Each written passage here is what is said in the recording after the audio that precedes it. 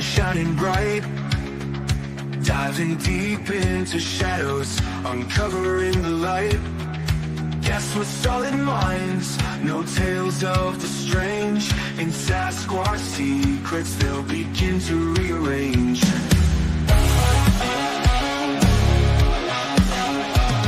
Truth's the vibe, we're on a quest. Look beyond the trees, what do you see? Factual stories redefining history. No myths, no magic, let's break the mold. With every word spoken, new wonders unfold.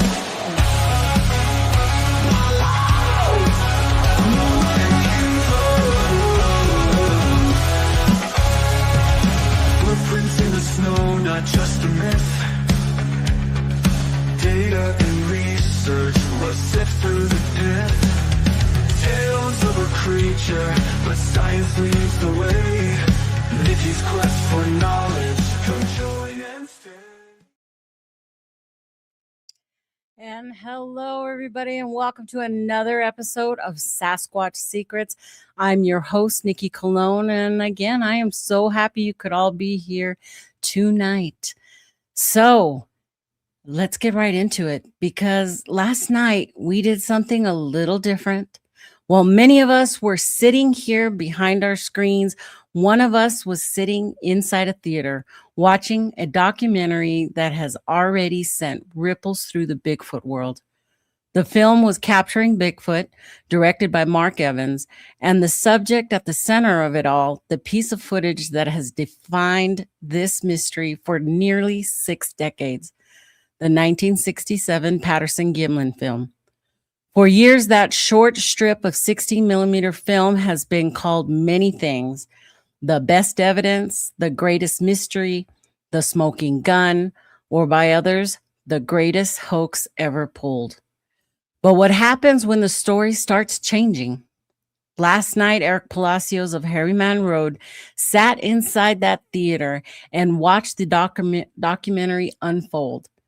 Interview by interview, claim by claim, detail by detail, and according to what he witnessed, the film didn't just ask questions, it seemed to answer them. Claims about the Patterson family, claims about who knew, claims about what was really standing on that sandbar in Bluff Creek in 1967. And if those claims are true, then the legend that built an entire movement may have been built on something very different than most of us imagined. But here's the thing. Mysteries rarely collapse all at once.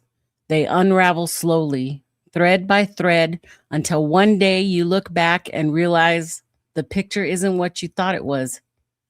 Tonight, Eric joins us again to break down exactly what he saw in that theater.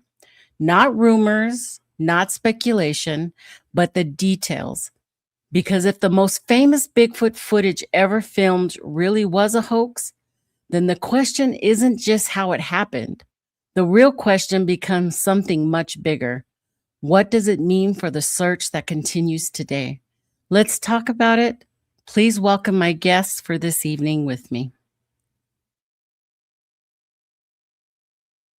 So who shall we bring on first? I think I'll bring on the man of the hour at the end. So let's bring on. Through the wastelands, through the highways, and on we'll go.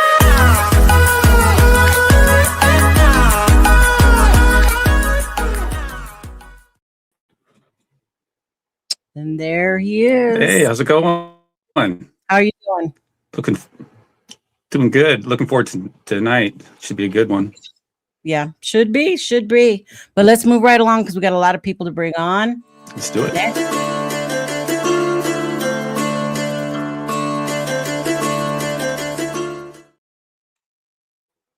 And Thomas is back. How are you doing?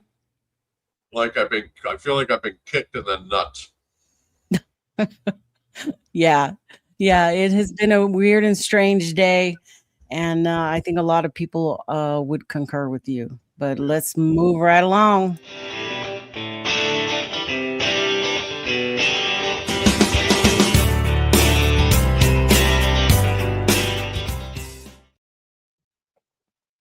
Hello, Mr. Jeff. How are you doing? Hello, Nikki, Brent, Thomas. Hey, Nice, Jeff. What's up? Good nice to to see see all you. of you. Here we go.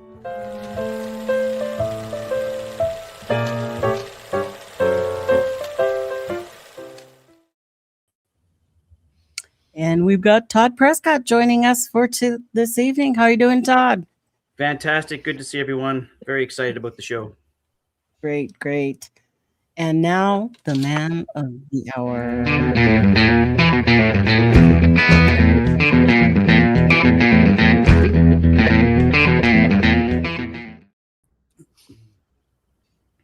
There he is, Eric Palacios in the house. Good to see you. What a great job on your video analysis that you put out a little while ago. And I hope a lot of you got to see that. If not, you can go to HairyManRoad and check out his right after the show analysis, his take on everything that happened. And tonight we're going to kind of put that into a nice little package and have commentary on that. So I got other people like texting me in the middle of this. Crazy. Guys, I'm in the middle of the show. And it's Nikki's birthday, everybody. Happy birthday, Nikki. Happy birthday, Nikki. Happy birthday, Nikki. Thank you. What a present, right? For my birthday. A hoax. Hoax for Hairy Man hoaxes. Yeah. I was going to give myself a little, hold on. So, Brent dropped off. I didn't even notice. Hold on. There he goes. Where is it? Oh, here it is. Here's my birthday, my gift to myself.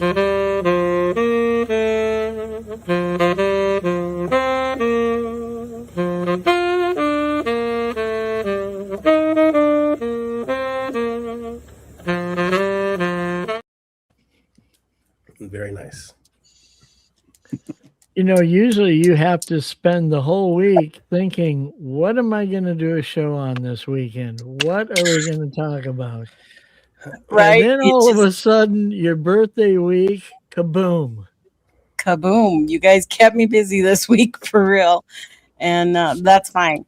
It's kind of a weird, I didn't want this to be kind of like this. Now, I've never been a supporter of the P&G film. Everybody knows that. I was like an 80-20 kind of person. I always left something open on the other end. But I had a lot of problems with the film. I had a lot of problems mostly with the suit. Well, with how, Patty looked. And I made that clear. And I also made it clear that it didn't matter to me. It was still part of this whole journey and stuff. And I was going to take it with, a grain of salt. And it didn't really hold that much to me because I believed in Bigfoot for other reasons. And I think a lot of people kind of have displayed that lately. They have talked about that online. And, it's going to come out. It's all going to come out. And we should just get straight to it and have Eric tell us how it was being at a premiere, something so important, something that ended up being crazy important. It was pretty amazing. I I went into the theater thinking I was going to have a lot of questions and whether or not they were going to answer a lot of that stuff, but they answered every single question and more that I had on my mind. Watching the documentary, the guys who made it really went deep, and the smoking gun for me was that the new footage and what some of the people, like the late Dr. Jeff Meldrum, said while they were live while they were viewing it, and I think Jeff Meldrum's expression when he saw it was incredible. I didn't say it in my video, but he's like, "Are those boobs? Those are boobs." Like, like he's looking at the suit for the new footage, and he gets all excited, and he basically says, "This has to be a dry run for the now what we know is the Patterson footage." And I thought, coming from Meldrum, that's something. So I mean, that's just one piece. There was so much more other things that I mean, the confessions from Patricia Patterson were just damning as well. And there was going to be confessions from Al Diatley's widow, but that got shut down, which was really wild. They were getting ready to interview them, and then the estate of Al Diatley burst into the room and said, "You guys aren't doing this," and that was pretty wild. It's just an incredible documentary from the beginning to end. The emotions were absolutely real. And Clint Patterson seemed like a guy who wore his emotion on his sleeve. Very, very emotional, talking about his dad and the situation. And I know Thomas had given me the task of asking one of the questions, just straightforward: "Did your dad fix this hoax?" I didn't have to ask that because he says it at least 5 or 6 times in the documentary. "My dad lied. My dad pulled the greatest hoax ever." He says this multiple times. So you hear it from him. It was amazing. It was really amazing. I'm a little tired, guys. I have had like 3 hours of sleep in the last 24 hours or whatever, but I'm still excited. I'm still excited about what I saw. Right. What was the atmosphere like there at the theater?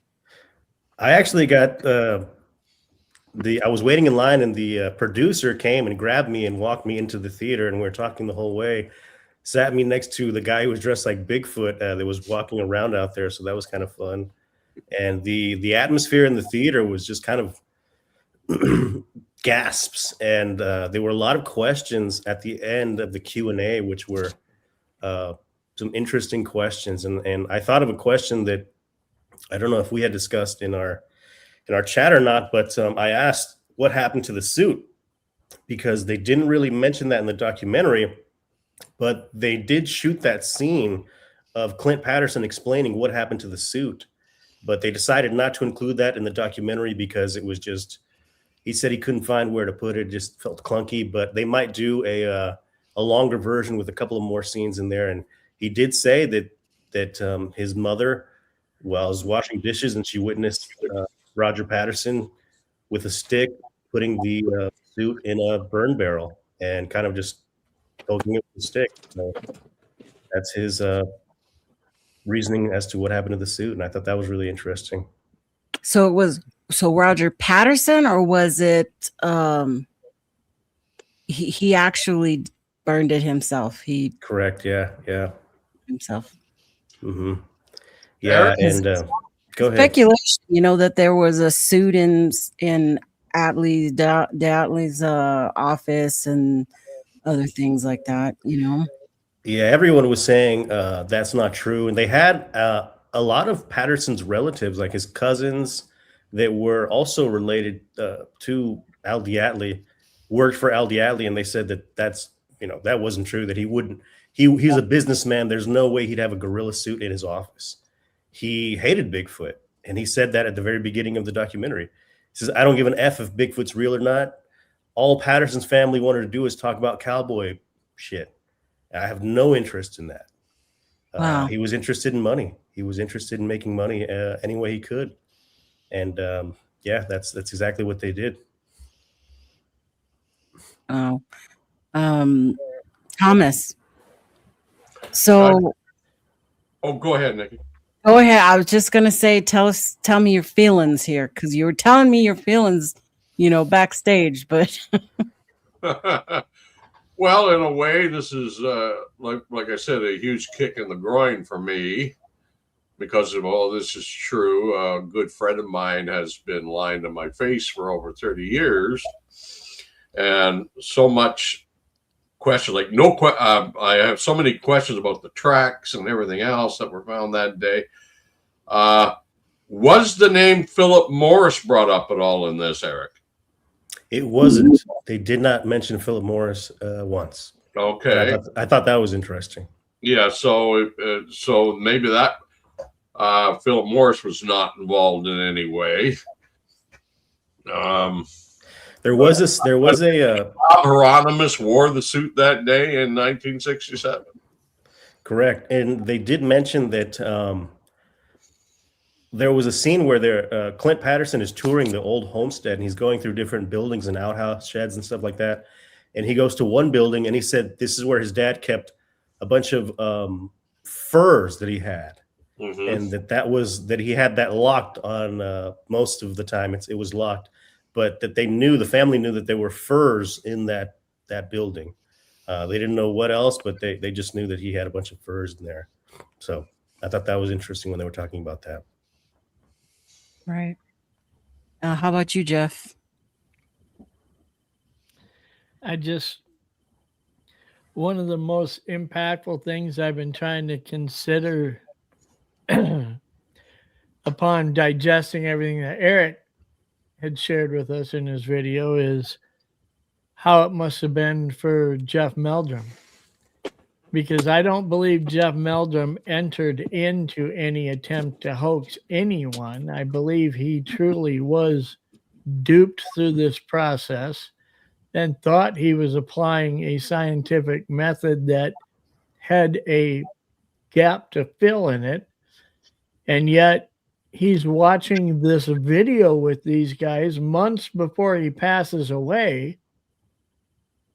And when he looks at it and is thinking out loud saying, this appears to be a rehearsal, at the same time in his mind is decades of work that he has put forth trying to analyze tracks, being leaned on as a pillar in the community, understanding that this whole thing was a setup. And for him to try to make sense of that, I can't imagine how that must have felt for him. Jeff, I can tell you something. I was with Jeff Meldrum April of last year, just before he passed, when we were all down there at the Olympic Peninsula with that group down there. And he said to me, something's coming out about the PG film that's going to really surprise you. Yeah. I spoke with someone today. I spoke with someone today who is a pretty big figure in the community who, for the last 4 months, has trying to back away from the whole PG film and has been just waiting for this bomb to drop. And that's because of their closeness to Jeff Meldrum. So Jeff wasn't keeping his feelings a secret those last few months he was alive. He knew this was coming. And I just can't imagine how that must have weighed on him. And maybe even to some extent that stress contributing to where he ended up health-wise towards the end. Right. Yeah, it really could. How about you, Todd? What's your overall feeling about what's come out? Well, I think Thomas said it best. It's a bit of a kick in the stomach, I'll say, rather than the groin. But I mean, Eric's already seen the film, but we all have to watch it, of course, and we're going to look at it through different lenses, depending on our past experience, depending on our bias. Like, we all have bias, but we should definitely look at the facts and make our determination based on that. I did want to ask Eric a couple questions, and thank you so much, Eric, for taking the time to do this. I know you're exhausted, so Sure, I'll be quick. A couple questions, and because there's a lot of talk online, and everyone wants to know: does Patricia Patterson clearly say in the doc that yes, everything the Patterson-Gimlin film was hoaxed, or is it more of an inference? No, she says it was hoaxed, 100%. And I think one of the first things she says, I hate this damn film. It's cursed. And then she goes on to say, how it was all hoaxed. Al Diatley was really the mastermind behind everything, as far as the hoaxing goes. He was the billfold to get everything done. And she mentions that she's witnessed Al Diatley beat his wife, Roger Patterson's sister. She throws that in there. I mean, yeah, she was not holding any punches. And a lot of people were saying that she might have had some form of dementia, everything. That woman looked incredible for her age, very quick, very sharp while she was, communicating with everyone. Even threw a couple of jokes out there. They were pretty funny. And I think she's doing this because even in the documentary, she said, I'm on my last legs. So I think she kind of knows that, fortunately, Eric, her time is probably coming to an end as well. Eric, to go along with Todd's question to you, and I'm just trying to recall what you covered in speaking earlier. Was there a point where Clint had approached his mom and said, this can't keep going, and she was pleading to him that she needed that money that was coming in, that they would be broke and have nothing if that was ruined? Yeah, that's a big portion of the documentary. That's like a big, 30 minutes of the documentary, the bulk in the middle of the documentary. They're talking about how this was her only form of income. This was her nest egg. And she's making, several thousands of dollars every year while this is being licensed. And I think it was like maybe 6 to 8 years ago, Clinton was kind of thinking of the idea of coming forward and getting it off his chest. And that's when he told his mother that, hey, we need to talk about this, because she had told him when he was growing up that Bob Hieronymus was in the suit. And he mentions that in the documentary pretty early, that she basically got tired of it and said that he was in the suit. And yeah, she wanted to hold on to that footage as long as she could, because that was her only means. And she really hated Clint for wanting to come forward, to the point where she was writing him just these terrible letters. I wish you were never born. I wish I wasn't your mother, and just really terrible things. And Clint's describing this, and he's breaking down while the emotions in this documentary were just insane. It was, and then he has Roger Patterson's sister, who's still alive, as kind of like a go-between. And eventually she calls Clint while they're on a van ride or something. And she says, hey, your mom wants to see you. And he's just elated. He's like, all right, what? Are you serious? Let me call her. And she's like, no, don't call. Just go straight over there. And he's like, all right, we're going straight over there. They go over there. They open the door. As soon as they see each other, they just embrace and they just lose it. And everything is on film, the audio. It's incredible to see that. Yeah. Eric, if I could, I wanted to ask, you mentioned Diatley, and of course online, aside from the question about Patricia's confessions on the dock, there's also a lot of talk. Is it clear that it's Al Diatley in the suit of this newly found footage from '66? The one that's caused all the stir. Is it clear that it's him, or is it just stated that it's probably him, or is him? Do we see a face? There is no face. Everyone they talked to said it's Al Diatley. The cousins and everything say that's Big Al Diatley or whatever. That everyone else, Bob Gimlin, way too small. Roger Patterson, way too small. Bob Hieronymus didn't seem like they had him involved at that point yet for the earlier stuff. So everyone was inferring that it was Al Diatley in that suit. So and I know in your afternoon video, which everyone should check out, please check out Eric's HairyManRoad video, where he really breaks down everything when he wasn't so tired. But maybe talk about what you see of Gimlin concerning that footage. Oh man, yeah, that was kind of the smoking gun at the end of the documentary. That comes at the end of the documentary, where they're actually showing the footage to Patricia Patterson. Patricia Patterson's like, wait a minute, I know that pony. And then she basically says that was the footage is a 40-second piece of footage. I'll go into that. It's a little short piece of footage. It starts with Bob Gimlin on his horse. He's in like a rain slicker. He's holding what looks like to be maybe a 6-shot revolver pistol, and he's looking straight at the camera, so you can tell it's Bob Gimlin. The footage is incredibly crisp. It looks like it was, almost high definition. It looks really good. So there's maybe 2 or 3 seconds of that. You see him ride the horse a little bit, and then it cuts to Patty. I would say Al Diatley in the suit, which is absolutely the same suit that's in the Patterson footage, walking in between some trees. You can see it, but it's obstructed by trees a little bit for like maybe 3 or 4 seconds. And then boom, it cuts to a full frontal. You can see the suit really well. You can see the suit. It's a closer than the Patterson footage. It's steadier than the Patterson footage. So you get a really, really good look at the suit. It is the same suit that was in the Patterson footage. You can see the breasts.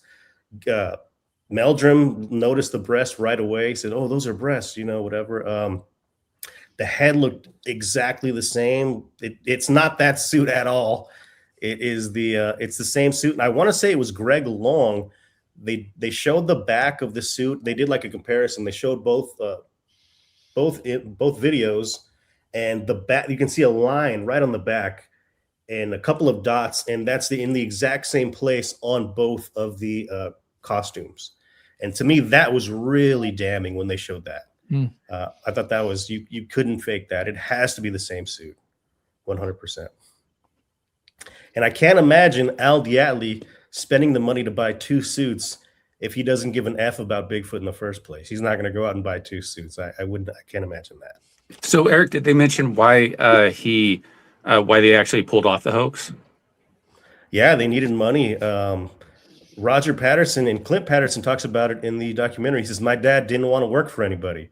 He said his main goal in life was to not have a boss. And he goes, and that affected our income. We didn't have a steady paycheck coming in. My dad was always trying to figure out what he could do. And Al Diatley was in a lot of financial trouble at that time.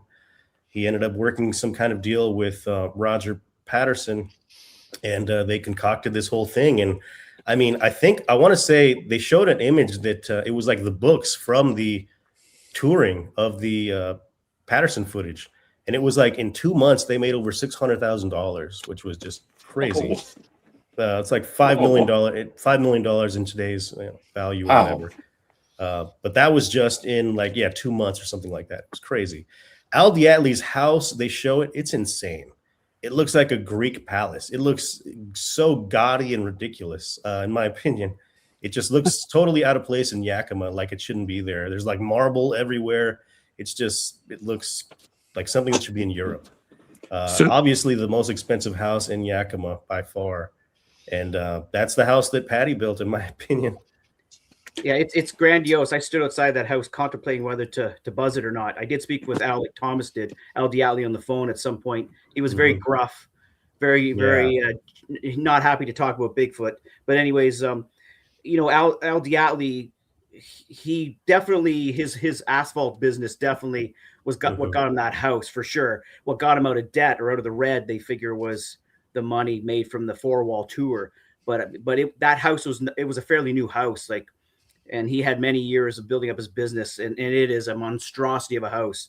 $5 million wouldn't buy that house. No, it was insane. Yeah, it was huge, definitely. And I think they still live there because the documentary they were going to do with the Al Diatley's widow, it was shot in that house where they were trying to shoot in that house, and they got shut down. It was pretty wild that, the estate shut him down, but that's his widow. Like, she was totally willing to do that, and that's just mind-boggling to me. Really? I thought Al Diatley's property was seized by the government after he passed away because he was in so much IRS trouble. They were shooting there at that house for sure. Yeah. Eric, I got a question for you. I was reading in the coalition today and hearing this from you now. In the couple month period that they showed the film, quote, in high school gyms, they made $600,000, which would be equivalent to, like you said, about 5.6 million today. Yeah. But I'm trying to figure that, back at that point in the late 60s, how does that work? How do you generate that in a few months? What are you going to charge somebody to come into a high school gym and view this? A couple bucks? Yeah, they mentioned it. I think it was can you imagine all the places they had to have been going to and how many times. I mean, they had to have been doing this nonstop for a few months. Yeah, he said that Simon and Garfunkel was at a venue they were at the night before or like a month before, and they made more money in one day than that they did like a week there. Wow. And they also said that one of the cousins said that they were in a ticket booth and they had $20 bills all the way up to their waist. Like they were swimming in $20 bills. There's a lot of people in the chat that are touching on the dates of the film. And, you know, prior to you going and seeing the documentary, as we would talk about this as a group the last few days, that was one of the main questions I had raised is, how do we know the doc film was shot prior to the PG film like being claimed, rather than, let's say, 4 months after they captured the PG film, and they weren't just trying to recreate something. Right. Because, like I say, people need to understand there's no audio in this film. Okay. So, and if you think about that, we don't have the dialogue and the discourse, you know, portraying the motive of why this film was shot. Okay. We don't hear the back voices saying, swing your arms more. It doesn't look real enough. Stuff like that. Right. We just have the video. But, you know, go back and touch base for those who are listening that maybe miss it on how you know for certain when this film was shot. Yeah, so we know for sure it was shot in 1967. They actually show the process of them digitizing the film in the documentary. And it was on Kodachrome. And with the Kodachrome back then, they showed everything, that it had these little symbols that decipher what year the film had taken place. There were these little, like, it was a triangle or a circle in like sequence like that. And so they're showing it in real time and they see it and it's got a square and a circle. And he goes, okay, let me pull out the index here. And he matches it. And that square circle was only in use in 1966. So that's how we know it came out before the famous Patterson footage. So just briefly, Eric, you misspoke. You said it was the on-release film was in 67. So I just wanted to... Yeah, it was in 66. Yeah, it was 66, yeah. I did misspeak on that one, yeah. I have a quick question, though. I have a quick question. So regarding the original, is it missing on purpose because that there will give the indicators that it was actually processed at a different time and different lab and all that stuff? Yeah, I can't answer that. I mean, no, they didn't bring that up, or they didn't mention anything about the original Patterson, reel or anything like that. I don't even think they mentioned who has it, where it was. That they didn't mention it. No, I don't think they brought that up. No, I wanted to say something about Rene DeHinden, but I don't think he was involved in that at all. Yeah. Well, some speculate he stole it and replaced it with that might have been what they touched on briefly, but it was just minuscule. I don't think they really went into detail about that. And Brent, you did a lot of research on this processing. If it's possible to have these film processed, we're looking at a timeline. You wanted to prove a timeline, and you had been doing this prior to all this. You had already been researching this. Can you give us a little rundown on some of the stuff you found involving that Kodachrome? Yeah, it was just trying to track down if who could process Kodachrome in 1967, and so Technicolor in Seattle was able to do it, and they had a Kodachrome machine there. Greg Long interviewed Frank Ishiara. He was the Kodachrome technician that worked at the lab there. He was the lead tech, the lead guy, and so I went and found a bunch of testimonials of people who worked there, even lady that knew Frank. And I realized testimonies ain't going to really prove anything because it's just he said, she said. So I figured out, just really learned how Kodak runs their operation. And Technicolor was, a large operation. So, I really attacked it from a procedural standpoint, redundancy and stuff. And I was able to show that, the timeline could absolutely happen. But, I guess it's all kind of mute now because it's where we're at. But that's kind of where it's at with that. The timeline would have worked out I literally I had everything all done. I put so much time into it too, like learning the Kodak process, the whole, like, wow. And to have it just like be like a waste of time is kind of like disheartening. It's like, man, I could have spent my time doing something else than working on something that, was a hoax and that people knew about that was a hoax and stuff. And, but I really empathize for the people that have been in this subject longer than me, that have more of an emotional attachment to the people and to the film and stuff, because I'm still kind of a newbie. And so I really empathize with them. And I've had some people like reach out to me, and it's like, it's really, I really feel for everybody, because there's a lot of upset, hurt people right now, like really like kicking the, in the gut. And I just really, I think of all them and empathize with them, and just want to reiterate, just because the Bigfoot film isn't real doesn't, the PG film isn't real doesn't mean Bigfoot's not real either. So, there's a distinction there. And it seems like everybody's like, or, some people are like, well, if you're saying the PG film is fake, then that means the Bigfoot's fake and stuff. And that's not what it means at all. It just means that one particular Bigfoot wasn't real. And so, yeah, it was quite the journey. It was quite the rabbit hole. Learned a lot about a process that's really outdated. And, but, I guess it sharpened up my investigation tools and, on to the next thing, I suppose. Can I add to what you were saying, Brent, about like people being hurt? Like, it's funny. I was telling Jonathan and Alex, can you guys hear me okay? Yeah. Yes. I was telling Jonathan and Alex, I was like, you know what? Sure, it's a bummer that the film is fake, but the silver lining is, what did we really lose? Like him and I and Alex, because the good thing out of this is, the silver lining is, we got to meet really cool people and make good friendships because of the film, obviously. So, and honestly, I'm upset and sad, but I'm trying to make a negative into a positive, and that's my positive. I got a lot out of it. I think Clint tried to do the same thing, Tate. He tried to make a positive out of a negative. And the whole documentary, he's like, he's happy that his dad was able to pull off the greatest hoax. And he says that multiple times, like an old cowboy fooled them all, like it's funny how he says that. He says it multiple times.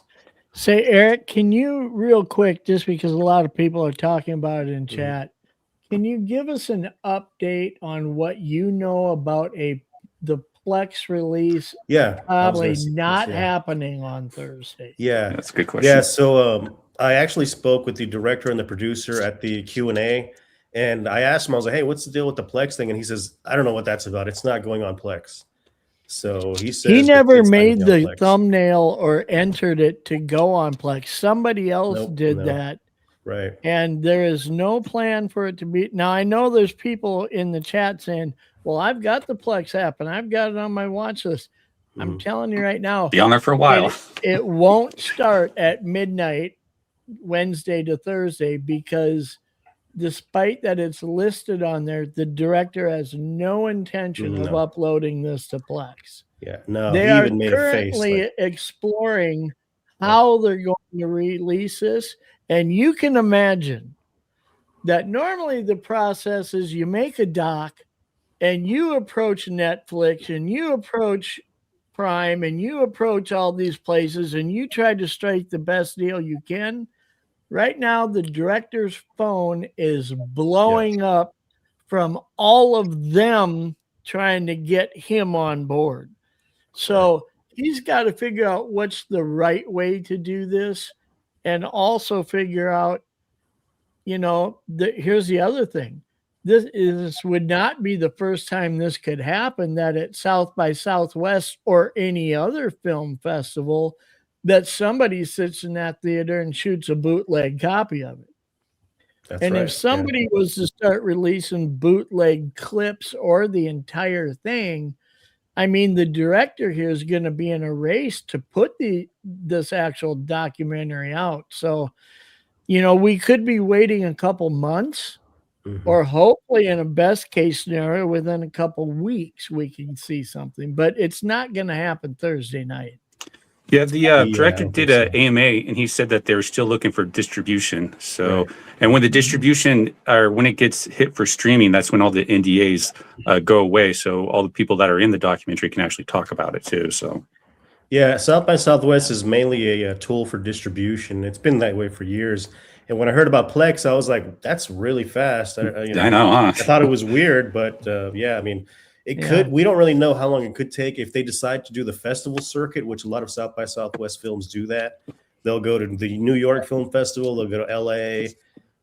He didn't really mention anything like that, so hopefully, it comes up on streaming platforms pretty soon. But he didn't really say one way or another. And it was very with the buzz that this is with the buzz that this is creating. I can't imagine that he's not going to find a pretty tempting offer to just get this out and get it on the table. I mean, quite honestly, the community needs some resolution here right now with this. Yeah, he came and spoke to me after the Q&A was over. The director and the producer kind of in a corner. And he's like, "So what's going on in the, I see people are talking about it." And I kind of gave him a breakdown of like what was going on online, the hate and stuff like that. And he gave me his opinion on a few people. And I thought that was interesting for him to say that. And I won't go into detail about that, but they were both really nice guys. Actually pulled me out of the line and walked me into the theater, made sure I got a seat. And that was really awesome for them to do that. So you don't get the impression that they're doing it just for the money and that they're soulless and heartless and they're just the big cash grab for everybody? I think they're doing this because they were kind of like fanboys when they heard about this footage too, and they saw the footage. And guys, I didn't do it justice. My video did not do it justice. When you see the documentary, it's going to answer all the questions. When you see the footage, it like stops your heart for a second because you recognize it. That's Patty. But it's not where you've seen Patty before. It's so much better. It's so much better of an image you're seeing. It's closer. It's not as shaky. You're able to see really well the Patty costume really well. One of the things I didn't do it big justice. Bummer is that it's allegedly Al in the suit rather, because had we had the same person in both these videos, you could have started comparing the gait and the movement and the height and whatnot. I mean, unfortunately, it sounds like we possibly have two different humans in the same suit. It does look like the first or the 66 footage, I'll say, the guy moves a little slower. If it is Al Diatley, maybe it might like they're having a little trouble almost moving in the suit. It's a lot slower. They're not moving as fast as Patty. And I see they keep like turning around. So maybe Roger's giving them points or cues on where to go or whatever. So you can definitely see the head, the face. You can see a little bit of the face, very dark, but you can see it. And I'd really love to see some close-ups of that once the documentary is out, because they did a little bit of close-ups, but I'm sure somebody will be able to get some enhanced stuff. You look at how much the PG film's been enhanced 1,000 times over by different people analyzing it.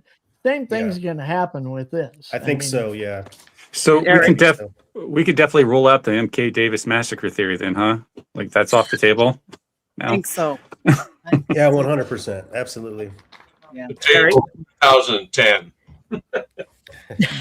True, So, you did. Yeah. for those in the chat there, if you got your questions, go ahead and put them in the chat.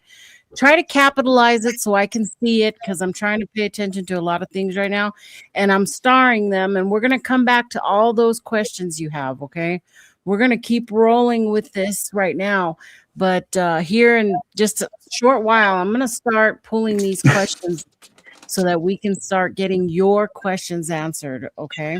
Before you do that, can I just ask Eric something? Absolutely, your turn. Was there any mention at all on how they did the footprints that day? They didn't really mention the footprints. I believe in the Q&A, they did say they filmed some stuff about that, but again, they didn't include that in the documentary. And he did mention like they may come out with like an extended cut or something like that. Mm-hmm. But I think they did shoot some stuff, but it didn't make it into the documentary. Mm-hmm. Something that was brought up by both Eric and Jeff was the money that was made from the tour that Patterson and Diatley joined him, and Ron Olson, who was also involved, that is a name that gets left out. they went on a 4-walling tour, as it was called, and that was actually Ron Olson's idea. It was not Diatley or Patterson's idea. They did not know about that money generating thing. So that was all new to them. So it's interesting to think about if they planned on making money. I'm not sure if they knew how to do it, but Ron Olson fell into their lap because he was involved in what was called American National Enterprises, which was a film company, and his father owned that. And Ron had a twin, and they found out about what Roger and Bob had shot on that day that we believe it was supposed to happen on October 20th, 1967. But anyways, he got involved with Diatley and also Roger Patterson. And yes, it wasn't just gymnasiums that they did the showing at. And Dustin Severs did a lot of research on this. Please consider looking up his book because it has a wealth of information. He's working on a follow-up to that book too. But of course, the direction has changed a little bit with this new information. But keep your eyes open. But anyways, they would have different showings in different cities at the same time. So they had multiple copies of their version of a documentary that the British Broadcasting Corporation had initially aired back on, I think it was July 27th or June 27th, 1968. And to my knowledge, it only aired one time. I could be wrong. And so there was a handshake deal with the BBC, as they were called, and Patterson. And this is, again, the researcher Dustin Severs has put the dots together here. And he learned that it was a handshake between Patterson and the BBC. He gives the PG film to them. They can use it at their leisure as long as he gets to use whatever footage they have for their documentary. And so the only stipulation was you can't air it on TV, Mr. Patterson, but you can do with it what you want. So that's when Ron Olson came into the picture, and then they started doing this 4-walling tour, and they Dustin put a pretty comprehensive list of venues that they went to, and even Jeff Meldrum saw it when he was very young. Dustin would know exactly when and where. But yeah, they made a lot of money from that for sure. And yeah, there's photos with them counting money and stuff. They do show some of the books, the journals that Al Diatley had, and they are tallying up the money they're making in these towns.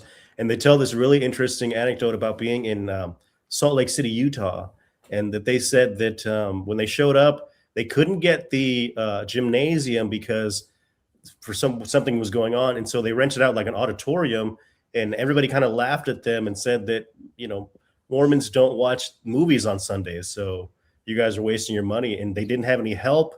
And right after church let out, apparently, I think he said like 98% of the people in town went to the Coliseum there, or the venue, and they were swamped. He said that they got, they were fighting people off, and they had made so much money that day. It was insane that basically the whole town showed up. There were TV spots done, commercials that were done, and they advertised the showings in the cities. So there was a buzz created. Remember, it's 1969, 1970s when this really happened. And so the word traveled fast, but as Dustin Severs uncovered with his research of 4-walling and how it worked, you could only really play a city one time or through the week before word spread that your documentary really sucked, because it's a low quality documentary. At least the part that Patterson threw in with the BBC one, it's in comparison to what we have today and what Eric saw. I mean, you fall asleep. It's so boring unless you're one of these aficionados of Sasquatch research where you're interested, with anything to do with Sasquatch. But once they aired it or played it in a movie theater, which they'd rent out, or a gymnasium or whatever it may be, they knew they had to get out of town and go to the next city before word traveled over there that this really sucked, and it's not as good as the TV spots were seemingly making it sound. Luckily, they had no internet or speedy communication media. I mean, the review wouldn't come out till the next couple days in a newspaper, and that probably gave them plenty of time to operate like that. And that was only a local newspaper. That you wouldn't be the New York Times or something like that. Mm-hmm. Only the people in that city would know. Yeah, that sucked. The next town wouldn't know yet. Yeah. So they just kept moving, before it caught up with them, and finally Roger's health failed, and I think that they probably milked it for too long, and the Iceman came along, the Minnesota Iceman, and people think that killed it too in its tracks. I mean, I think it was a host of things, just Roger's health in particular probably. and just the momentum just burned out. Like you do with any movie, any documentary, it burns out eventually. Right. It does. I'm gonna bring this up because they donated $5, holding out hope that this is a government psyop to put the lid on. They could very easily buy people and use AI footage. So, well, I am a big believer in that AI stuff because we're seeing it everywhere and it's getting better, and it's going to make things extremely hard to review or look at videos, pictures coming out now. Okay. It's everywhere. But in this case, we have that evidence that there were markers on a film and it was processed, and that you can't find that anymore. You know, those markers like that are probably non-existent anymore unless they're on that film.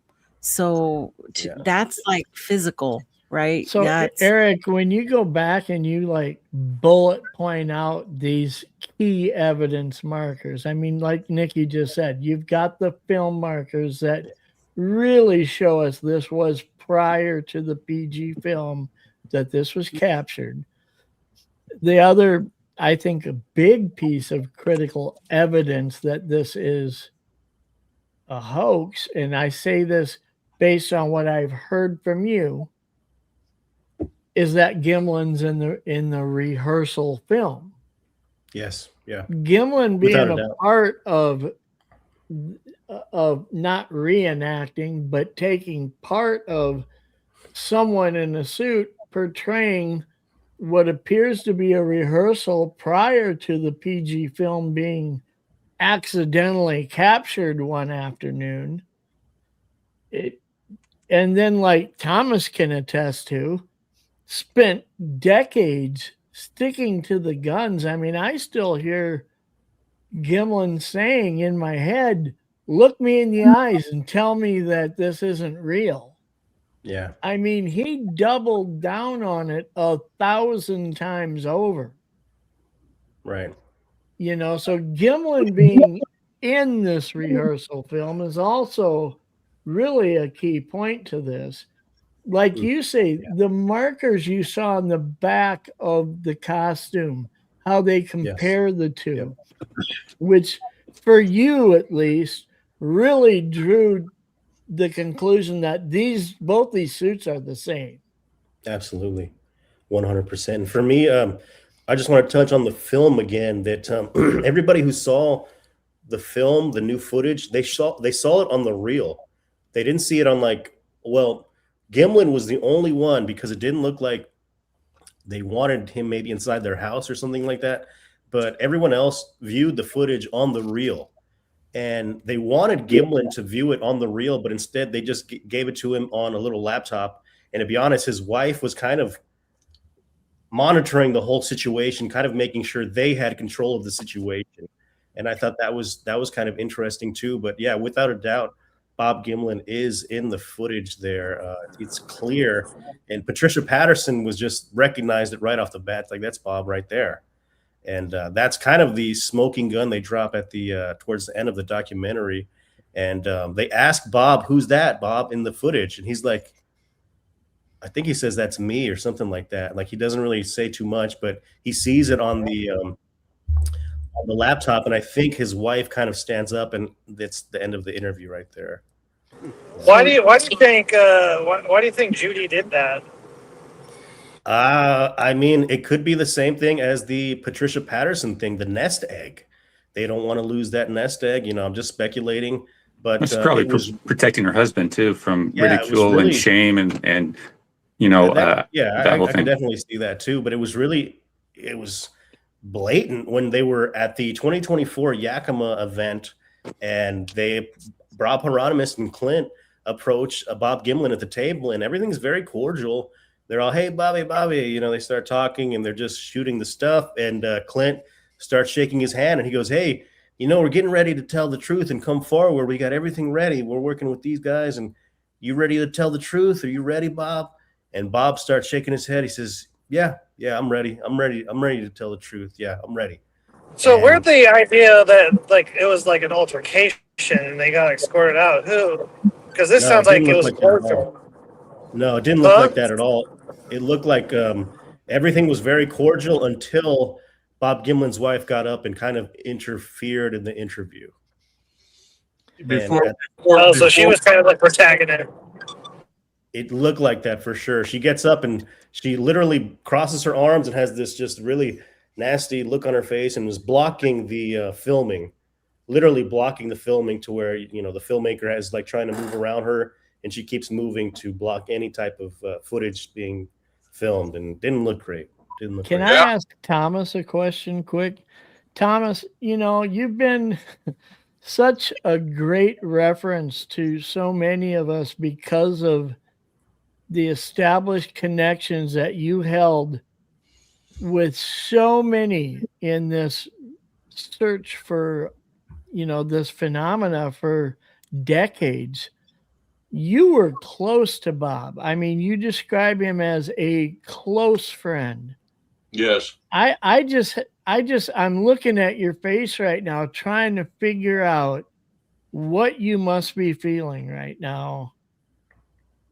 I mean, it's one thing to hear somebody that you know about or was an acquaintance, but for somebody who was a friend to you for this long, to think that they somehow perpetuated this in your friendship,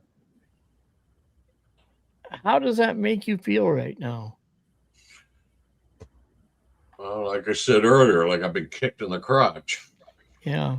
Yeah. To answer what you were saying just a little earlier, Jeff, before this book came out by Craig Long, which Hieronymus originally claimed he wore the suit that day. Back in the days, or in the late 60s, Bob Hieronymus was a very close associate of both Patterson and Gimlin. He rode with them all the time, and they did things together.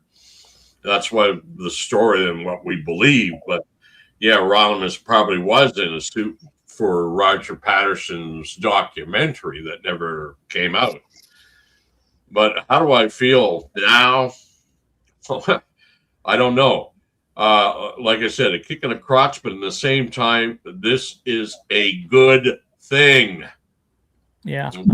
I agree. We are researchers trying to find an answer to a mystery, and this is just coming to a conclusion on one aspect of that mystery, and then the truth is what we're supposed to be after. I've said it a million times before. We are not religious fanatics trying to push a faith. Okay? Yeah.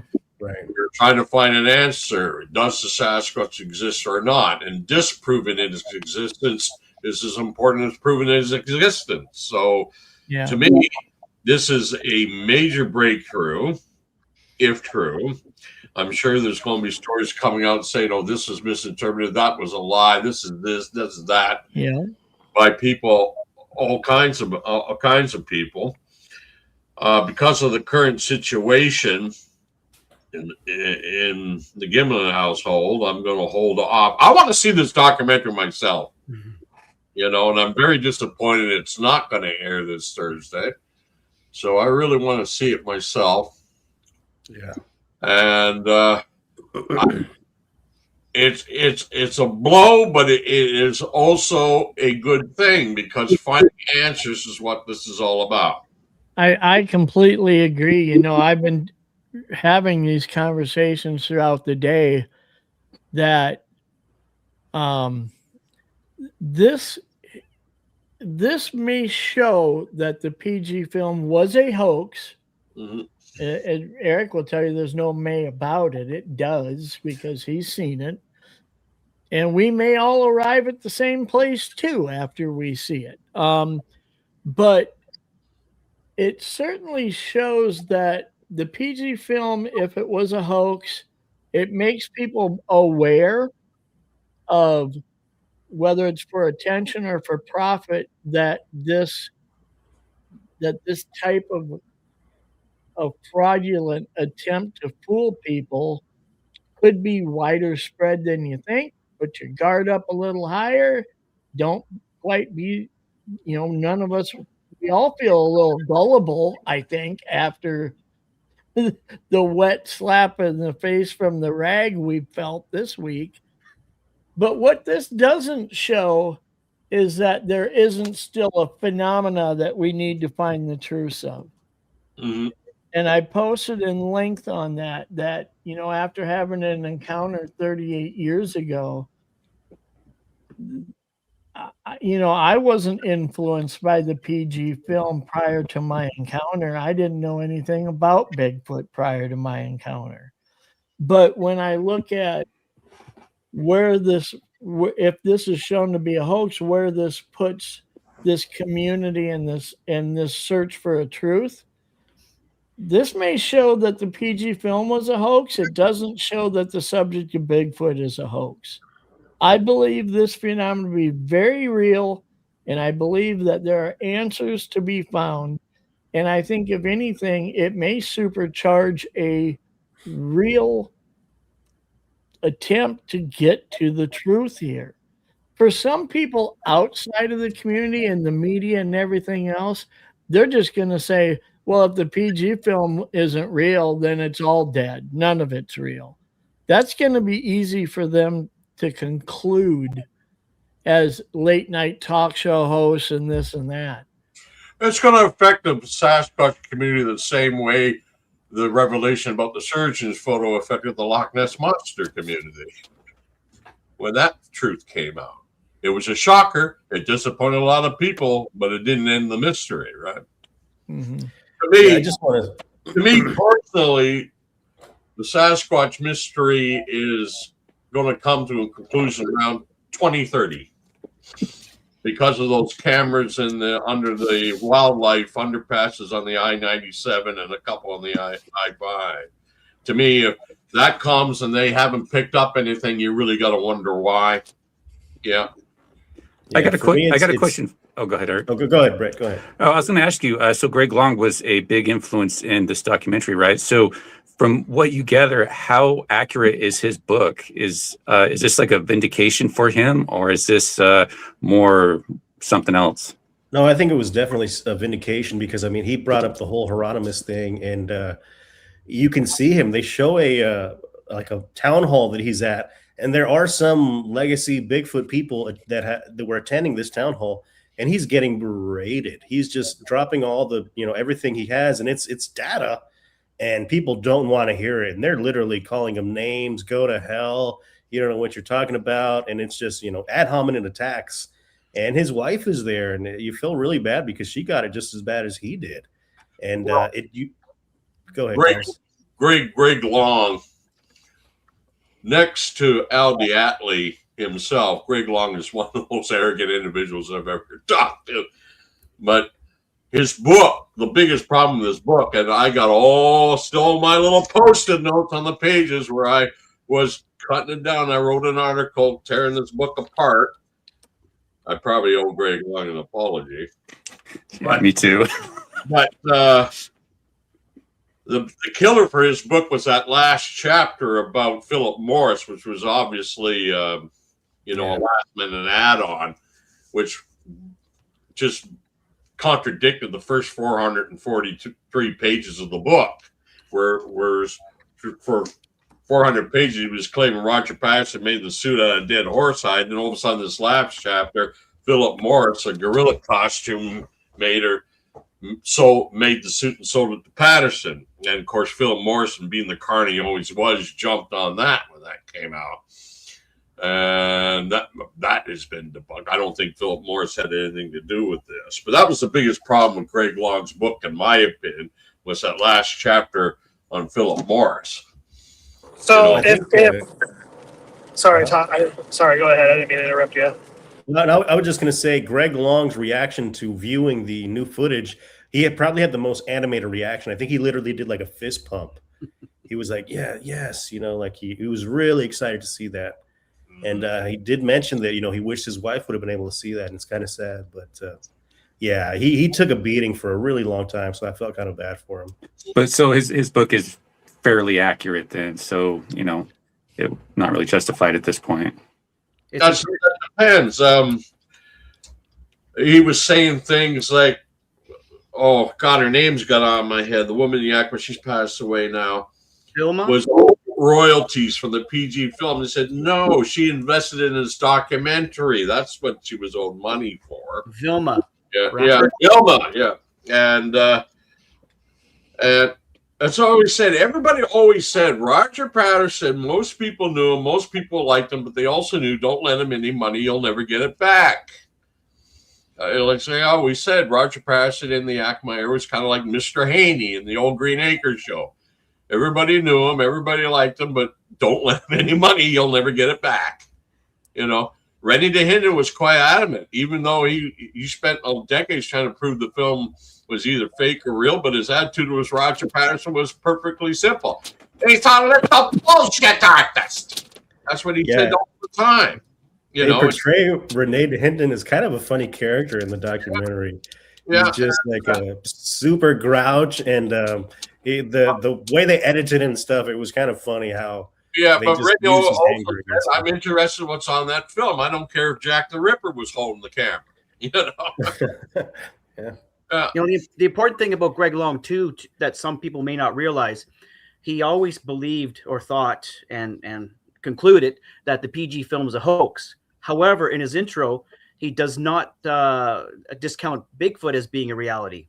Mm-hmm. So you do have some people that, you know, formally are of the mind that the PG film is real and Bigfoot's real, and then those who feel the PG film is fake but Bigfoot's real. Yeah, and there's been other claims about people wearing the suit that day and things like that. There was a documentary out in the early 90s or late 80s called Greatest Hoaxes Revealed. Yeah. That's went with a completely different line of suspects and who did this and I heard this. You know, we've been going through this for decades. Well, and this is the thing, Thomas. We don't know who was in that suit because Eric said you don't really see the person who was in 1966.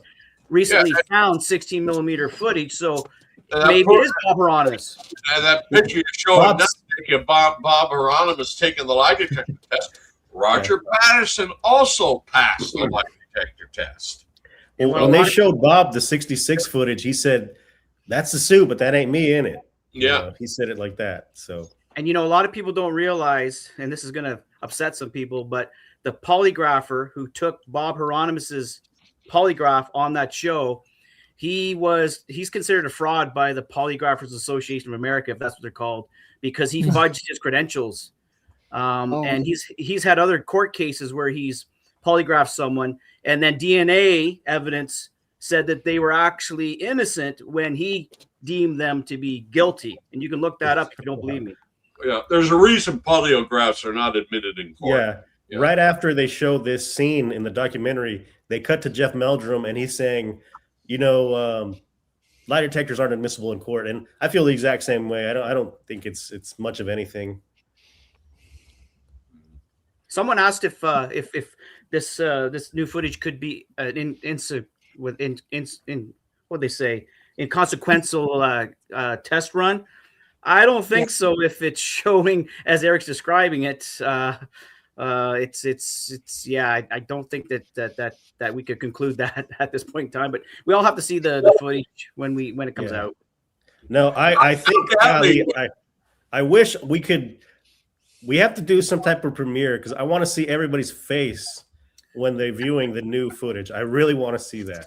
I'll record myself watching it and I'll send it to you. I will too. Hey, you should make a video of all of us, Eric, sending our oh my God, reactions. I'll do it. That'd be great. A lot of us can be like this. I'll send one in. It was funny because as that's happening, I'm sitting next to a guy in a Bigfoot costume. And he literally looks over to me and he's like, "You good?" I'm like, "Yeah, I'm good. Yeah." Like, man, am I taking drugs now? Got Bigfoot talking to me. It was pretty wild. It was an interesting so experience. Much of it doesn't make sense to me because if anyone, the way L.D. Atlee threw Bob Gimlin aside and cut him out of everything. For the longest time,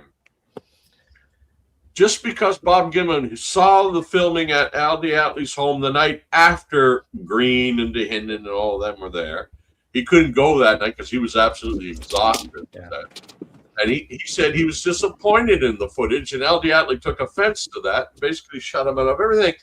And Al DeAtley treated him like garbage, like you said, hired an actor to pretend to be him at these shows.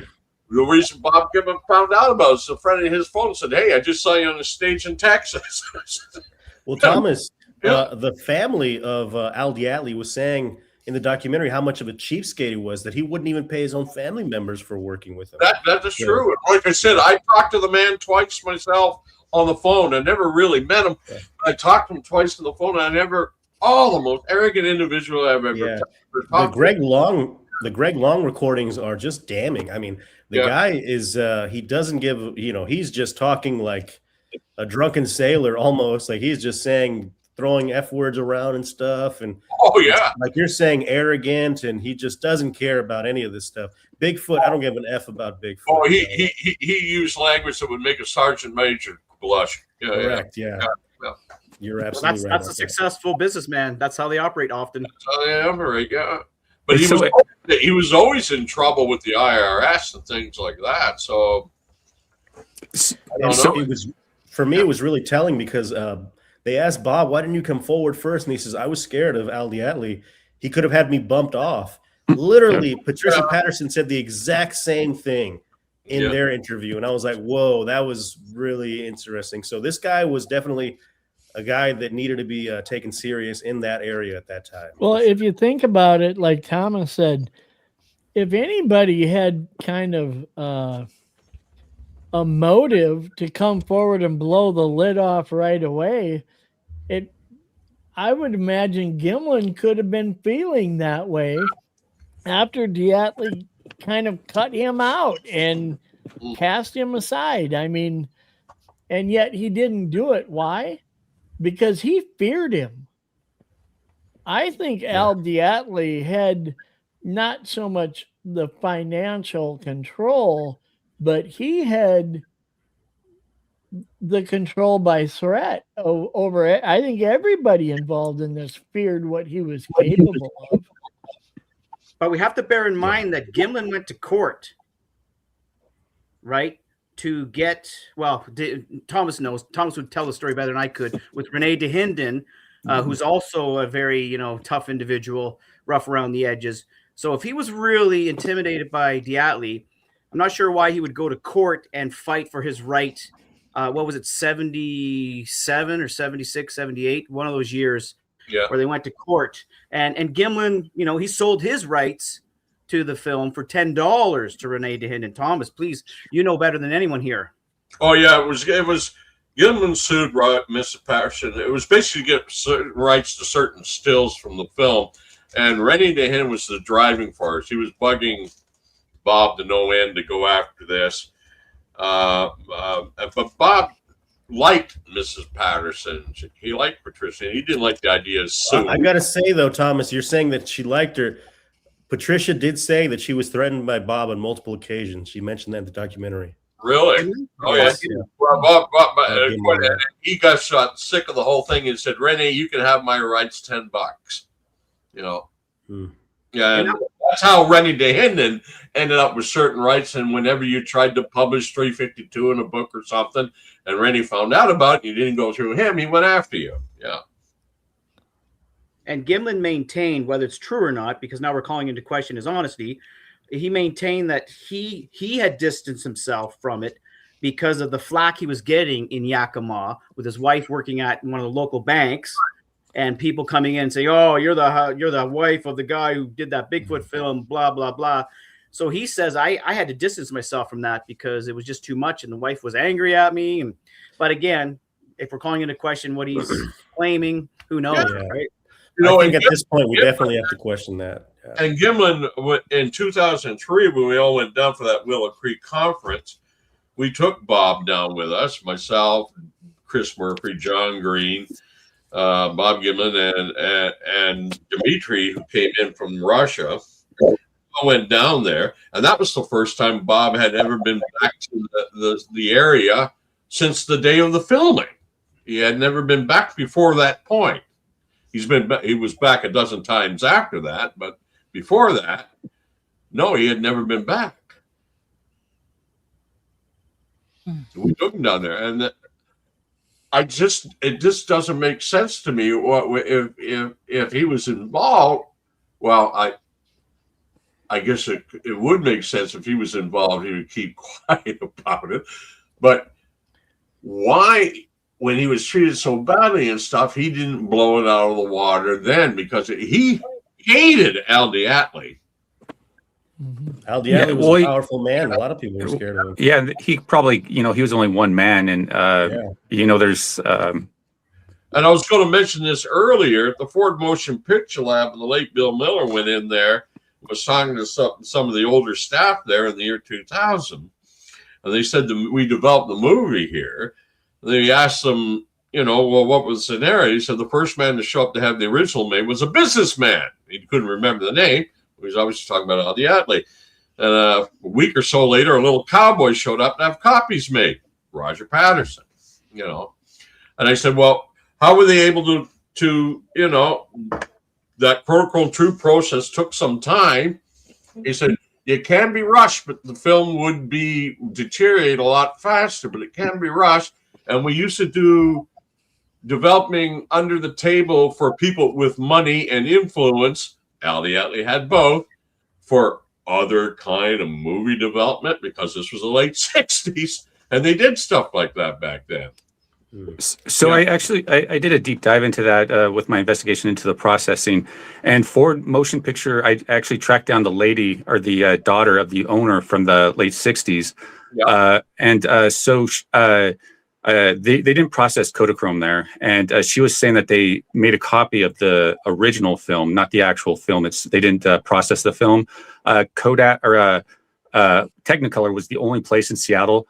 Well, you have Boeing, but I was like, when I heard Boeing, I'm like, no, there's no way. Like, how would that even happen? How do you get in with that? And well, apparently maybe there when they did the original one, I don't know, but yeah, and so I think both films were, I think Todd, you were even mentioning this, that were probably done at the Boeing lab because they are Kodachrome, and I think the Ford Motion Picture Company, she did say that they did make a copy of the film, but not the original film. I have a question for everybody. So if this is obviously if the film is fake, then how does Philip Morris come into the picture? Because Hieronymus said Morris made the costume, but did he make this costume for this screen test in '66? Or Nikki, as we talk about answering this question, can you bring up the image that you had earlier that said who knew about it and who could have known about it? You had a list of individuals. I think that's a good reference to look at as we talk about this. I think there was only one suit. I think there's only ever been one suit, and that was clear after seeing the '66 footage. That's Patty. I mean, I'm 100% sure. Meldrum saw it. He said the same thing, that was Patty. That was the dry run. He said that word. This is the dry run for the Patty footage. And I can't wait for you guys to see it, because it sounds like I'm like a crazy dude in the corner or something like that. I really can't wait for you guys to see it, because it's Patty. It's 100% Patty. It's the same color. I know people were saying it's like it was like a lighter color. No, it's Patty 100%. Absolutely. See, I'm going to be a little sad, but I'm glad I'm going to have closure, because I never thought, I don't know if maybe all you feel the same, but I never thought this would come out in my lifetime. I thought maybe Roger or Bob would have died and everybody would have died and nothing would have came of this. But I actually thought something like this was going to come out, or at least an accusation like this was going to come out. Well, not like this way. I thought they would wait until Patricia Patterson had passed and Bob Gimlin had passed to do it. Right. Yeah. Mm-hmm. Yeah. There's an interesting speculation that's been going around online that might be good to share here. And I'm not saying it's the best speculation. I'm not supporting it or anything, or saying it's, the truth. It's just people speculating. There are some people who have thought that Gimlin, the story is that he went to Roger as Roger was dying, and his last words were, it's not a hoax, this and that, but only Bob would know and Roger would know what went on there. But some people are speculating that Roger basically said to Bob, don't let anyone know it's a hoax while Patricia's still alive, because this is going to be her money. This is going to be her bread and butter. Can you at least make me that promise? I'm a dying man. I'm taking my last breaths. Can you at least do that while she's alive so she can have her gravy train, so to speak? That makes a lot of sense. That makes a lot. Yeah, I would say that doesn't make it right. Right. Okay. Yeah. That doesn't make it right. But if Bob is an honorable man, that may be why he, didn't go public with this. I'm not saying it's right. Okay. Right. I mean, let's be as truthful as we can. We all tell little white lies, but this is a huge lie. Yeah. And Thomas knows, and anyone else who's looked Bob in the eyes, he was saying, this happened, and don't call me a liar because I ain't lying. Cowboys don't lie, this and that. They do mention that deathbed meeting. Bob Gimlin talks about that.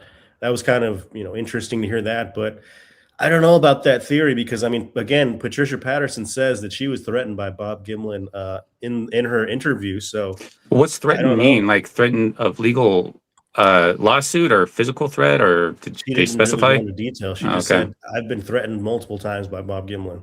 Yeah. Don't come out with I was sorry, Nikki. I'm just saying that I was. That's what I saw in the documentary. They said that. It was not me. That's what they say in the documentary. So, deathbed convictions.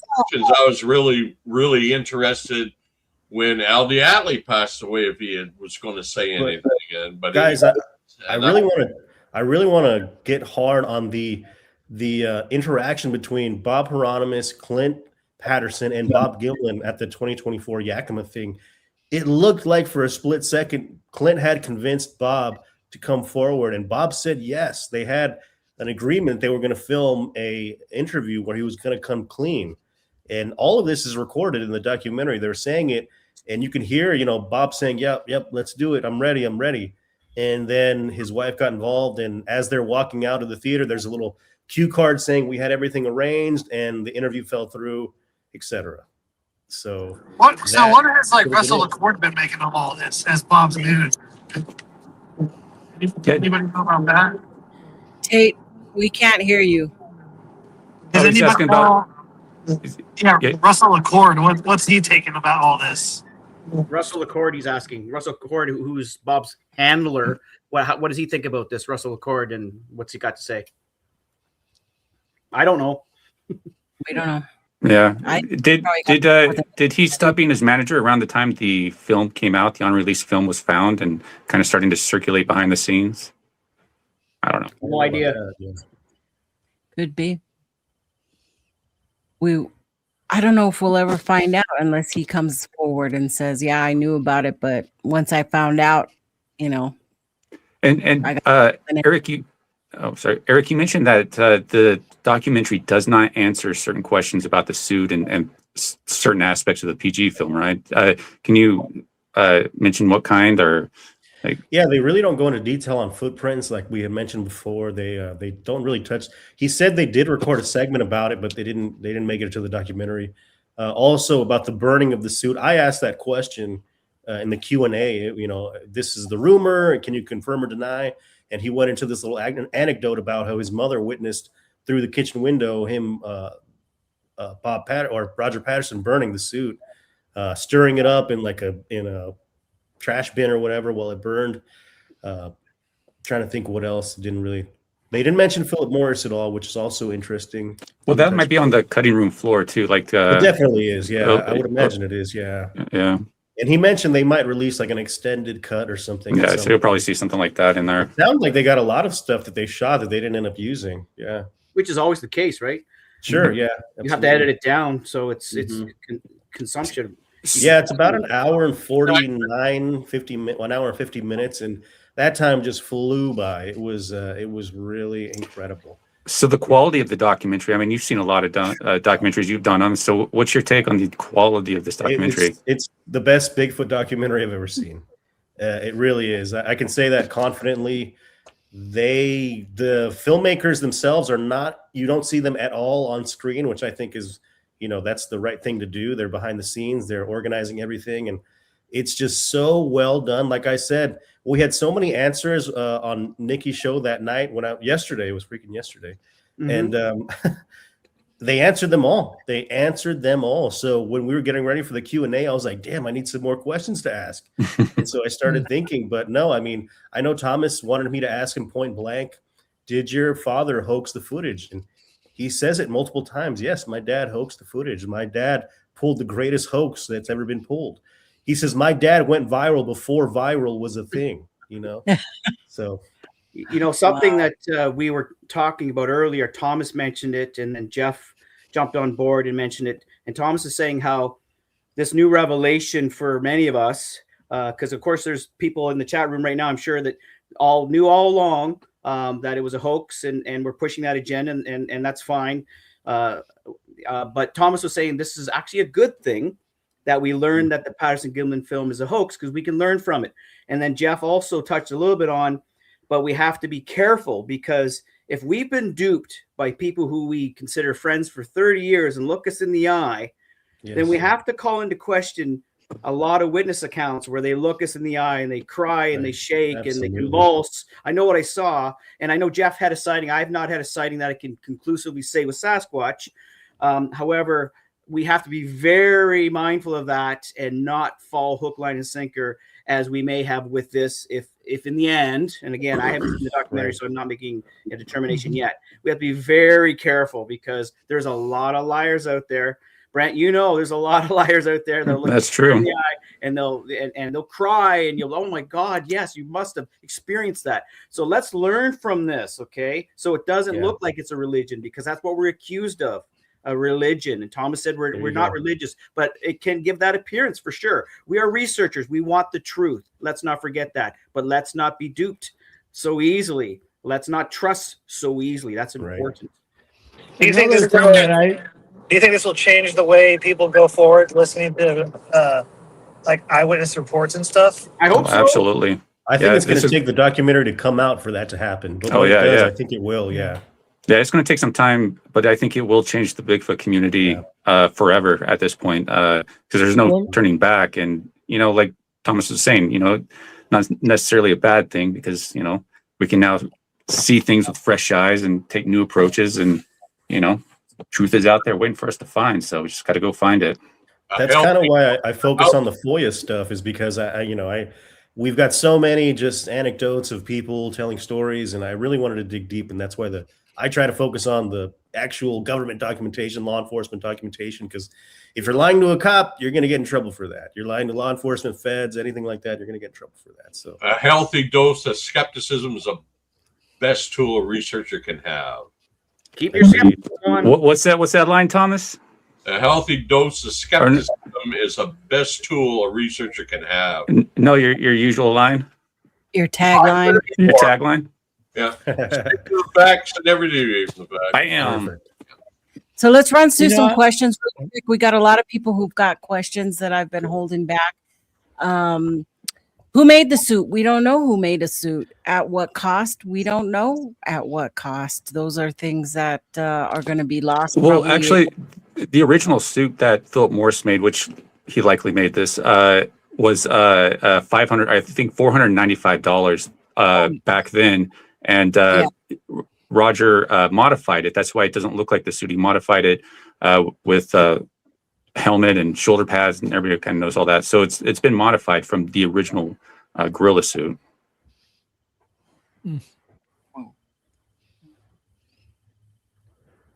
Why did Patricia say it was legit if it was a hoax?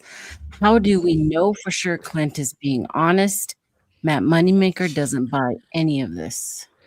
Patricia Patterson went along with it because she was making a lot of money from licensing the film. That's why they went along with it for so long. And she mentions that, Clint mentions that. It's a known fact. Yeah. It's all about the Benjamins. Yes, sir. You know, and what Todd said a little bit ago really is interesting, in that when I first really started considering how this is a hoax, I mean, I'm thinking about what Gimlin has said and the shows he's done and all the people. And I'm just thinking, it took me about 10 minutes to feel like we need to strap this to the wall and there needs to be accountability. And then you start thinking, well, wait a minute, he's 90 some years old. I know he's not in the best of health. But then Todd brings up how it's likely that Patterson made him promise him on his deathbed that he would make sure that he didn't confess while Patricia was alive, because she wouldn't be able to survive if this was cut off. And you start wondering, how indebted did Gimlin feel to Patterson at that time making that promise? And is it possible that's why he hasn't came clean before Well, now? I'm sure there's multiple reasons I why. think Yeah. he's getting the nest egg now. He's going to all these conferences. He's doing his own thing. He's not showing up for free out of the goodness of his heart.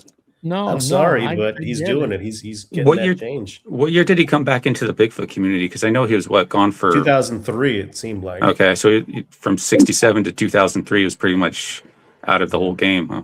In 78, he did attend the UBC conference, the first Bigfoot conference that we know of at the University of British Columbia. He made an appearance there. He was not a paid guest or speaker, but it wasn't until the early 2000s when he was getting a paycheck to stand up and speak about this.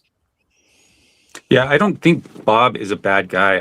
I think that there's human reasons why he continued this going on. And, I just don't think he's that evil mastermind, twiddling his fingers, like ready to take over the world. No, that was Al Diatley.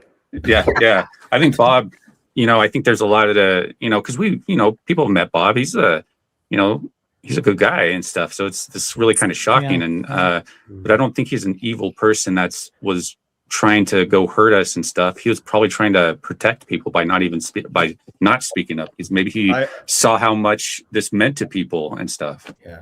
I will say when they showed the footage to Bob, it was on a laptop and they're asking him, Bob, who's that man on the horse? And he kind of makes like a little smirk face. Like, who is that? Like, he's trying to kind of play. He knows it's him in that footage. And then I think his wife kind of cuts off the interview at that point. Yeah. And yeah, I don't know. He makes like a little, he knew that was him in there. Answer that question by the Orb Enforcer. Of course, AI can make anything. We all know that. But there's a leader on that film strip, as Eric has pointed out. Absolutely. It shows when it was processed or developed. And you can't fake that either. It takes AI out of the equation. However, yes. Eric, you did say that the film looked like it was HD, so they may have enhanced it somewhat, right? But that's what they do nowadays. They enhance. Yeah, it looked way better than the shaky Patterson footage. It was way. Yeah. I'll tell you crisper. What. Yeah. Batmom just made a comment that really is interesting. Would that be the reason why he allegedly threatened Patricia? She wanted to tell the truth, but Bob said no because he had already promised her husband that he wouldn't. It's all speculation, right? Yeah. All speculation. I know it's speculation, but that's an interesting take that it is. If she was talking about, hey, Clint wants us to tell the truth, maybe I'm leaning that way. Is these threats Bob saying you can't do that? I promised your husband we wouldn't do that. I don't know, but Patricia was really big on keeping her nest egg too. So definitely. I mean, so much to the point where she disowned her youngest son, which is just terrible. And the things that were going back and forth that she was saying to him were insanely hurtful. And did we see proof of that, Eric, or is that just hearsay from Clint? Did we see those letters? Oh yeah, we see the letters. Okay, I disown you. I wish I aborted you. Like this stuff, like that. Like it was brutal. Good to know. Yeah, no, you see that. It's. I mean, like I'm saying, I'm not doing this justice. I want everybody. Everybody has to see this documentary. It's incredible. Eric, they show things that we've only heard as hearsay. A good question just came up. Was Gimlin just dressed in his normal cowboy outfit in this footage, or was he wearing that Indian outfit he quite often Roger had him wear? He was not wearing that Indian outfit, and I went back before I went to the viewing, and I wanted to find all the old footage just to make sure they weren't, recycling old footage or whatever. No, it's he's wearing like almost army green rain slicker. He's got like a hood on. He's looking directly at the camera. He's got like a 6-shooter pistol in his hand. I think it's a pistol in his hand, and he's riding a good little ways, and he's on that horse. He's on that same horse right there, the Appaloosa. So he's definitely in this new footage without a doubt. Does it look like there's a cut there though, Eric? Does it look like that was fused with the other footage, or is it all just one pan over? It's hard to say. I want to say right at that point, I don't know if it's a cut or a pan. It might be a pan. They pan over to Patty in the 66 footage, kind of walking behind a tree. And when I saw that, I'm like, oh, this is going to suck. We're only going to see it behind a tree. And I'm thinking that. I'm like, oh, this is just, pointless or whatever. But no, right after that, it does cut to Patty full front right in front of you, and you see it better than you see it in the Patterson footage. Of course, the reason I'm asking that is because, the believers who know about Patterson working on a documentary prior to the PGF are going to argue that Gimlin on a horse with a pistol in some rain garb sounds like it might be part of that B-roll, so to speak, that Roger was getting for his documentary. That's going to be the argument that the believers will make here, right? And so I'm asking if you see a splice there, or if it's just all one continuous shot. It has to be one continuous shot because that's the only thing on the reel of film. There's nothing else. They went through it, and there's only 40 seconds on that reel. So that has to be the only thing. It has to be a unique piece of footage. And that raises the question, why would he be in that garb if they're doing a practice run for the Patty Gimlin film when he would be out of the scene of the Patty Gimlin film? Like, he wouldn't be in that scene. Well, it seems like they might have changed their plan because they're in the PG film. There is no gun involved.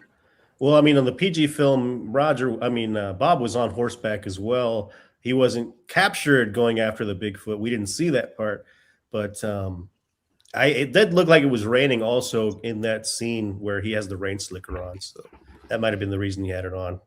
Well, and we're talking about 45 seconds of film here. Yeah. And who knows, they could have shot 45 minutes of film on different rolls or even at different times. We're just seeing what could be just a cutting room floor, so to speak, sampling of a roll they started and never finished after practicing this. See, that's a good question. Or why did that guy keep that film in the safe for so many years? Like, why? What was the purpose behind it? Did he need it for leverage, or like what? I think he might have been up to some nefarious stuff. Definitely. They talk about that in the documentary, that these guys, they were troublemakers in that area. The guys who actually developed the film, that they were interesting people. Yeah. But you would think that Diatley and Roger would want that footage back. Do you think so? Yeah? Absolutely. But we have to, leverage somehow. Right. Yeah. That's the thing. Is like, well, with all the common video stuff now, we record something, we play it through a viewfinder. Back then, you didn't have a viewfinder, so it's like you almost had to shoot a practice because you didn't know how it was going to come out. You didn't know how anything. You weren't able to look at it right away. You had to have that developed. And when you filmed anything, you didn't have some 1 terabyte digital card to store hundreds of hours on. I mean, you shot a certain amount of time of film on one roll, which isn't a ton. And when that ends, you put another roll in and film it. Yeah. And that's why I say maybe he was holding on to this one because it really was just a short piece of film that really wasn't as, let's say, important as the other rolls of film that they shot in preparation and could have, that's speculation, but maybe that's one of the ones that Al and them are saying, make sure you get those handled and whatever. And this little piece falls through the cracks, Or did Diatley and Roger say, hey, Mr. Boeing, whatever your name is, you hang on to this because we don't want anyone to find it in our possession. You put it in your vault. So I'd burn it at that point. After they were playing, they played the footage for the cousins, the Roger Patterson's cousins. And one of them's like, why the F did he do that? Why didn't he burn it? Like, they're like mad that he didn't, like, they're like, why the F would Roger do that? Like, you know, they were like, he was such a cautious about what he did. They almost were like, how did he let this slip? Like, well, maybe it was wild. that guy actually developed it there at Boeing, which sounds like he did. He might have just kept an extra rule for himself. Like you say, maybe there's like hours of footage and stuff. So, I mean, you know, Kodachrome though, it's like, You'd think if Patterson had any control over it, the day he's throwing the suit in the burn barrel, he's throwing this in the burn barrel with you think so? You would think. I was talking to my buddy Ron. Can you guys hear me okay? Yep. I was talking to my buddy Ron last night at like 3 a.m, and he hasn't been on Facebook, and I was kind of bringing him up to speed on everything, and he made a point that I thought was kind of interesting. He's like, why? I think a lot of us are like, why is this happening now? And the girl that found this, her father died, in 2024? That's when the thing was discovered, right? Yeah. What if that's the reason why we didn't see it? Because he was worried about the backlash and, you know, legal issues that might follow. And then when he died, this finally came out. Yeah, I mean, the story the girl gives, the daughter, is that they were the wife of the person that developed it knew about all the Bigfoot stuff and wanted absolutely no part in any of that stuff. She was seeing how it was kind of just people fighting over money, and she's like, I don't even want the words Bigfoot mentioned in this house. And so the guy was like forced to put it in a safe and forget about it. And then the daughter's getting older, and she mentions about how she doesn't want to walk to school anymore because she's worried about Bigfoot coming to take her. And the dad's like, oh, you don't have to worry about that. You know, it's not real. And I have this footage saying X and Y, Z. That's the story that they give. So, Eric, did Bill Munns and Larry Lund make an appearance in the documentary? And if you can talk about that. Yeah, they did. Larry was all about it. And Larry was like, you guys solved it. You guys did it. And he also says, can you work on the Zapruder film next? It was pretty funny. And then Bill Munns was not having it. He still believes it's the real deal, even after seeing the new footage and everything. Sunken cost fallacy. You put so much work and time and effort into something. Yeah. Talking about what other people are saying, I'm just going to put this out there. When I was reading some of the comments in the coalition group on Facebook, where people were sharing their thoughts on, is it a hoax? Is it not a hoax? Whatever. There's some pretty big names in our community. One substantially big name who went in and vilely attacked the producer of this documentary. Yeah. Thank you for bringing that up, Jeff. Saying vile things about his name, about about the whole family, calling them names you'd never use in public. And I'm talking about Matt Moneymaker. And I'm going to tell you right now, I get that he's crashing hard because he feels that if this is fake, it's going to have an impact on the community. There's going to be a pillar falling that's going to have some detrimental effect, so to speak. Certainly may affect some revenue lines and whatnot. But I'm going to tell you right now, whether this is a hoax or whether it's not, to say the things that he said, if this comes out on the other side of this, once this is released, where the overwhelming majority is in agreement that this in fact was a hoax, there needs to be some accountability with him coming forward and apologizing, because I was disgusted seeing what he was saying about the producers of this documentary. And I'll just put that out there. We should take accountability now for the stuff he's been saying, man. That's like vulgar. Damn, dude. You're supposed to be a leader of a community, of an organization, and here you are crashing out like a 12-year-old. The producers of this documentary for the sake of Sasquatch research in general, has done a great service. They've done a lot more than some of these legacy Bigfoot people that have been around, just kind of exploiting the subject for a long time. Yeah, they have. Yeah.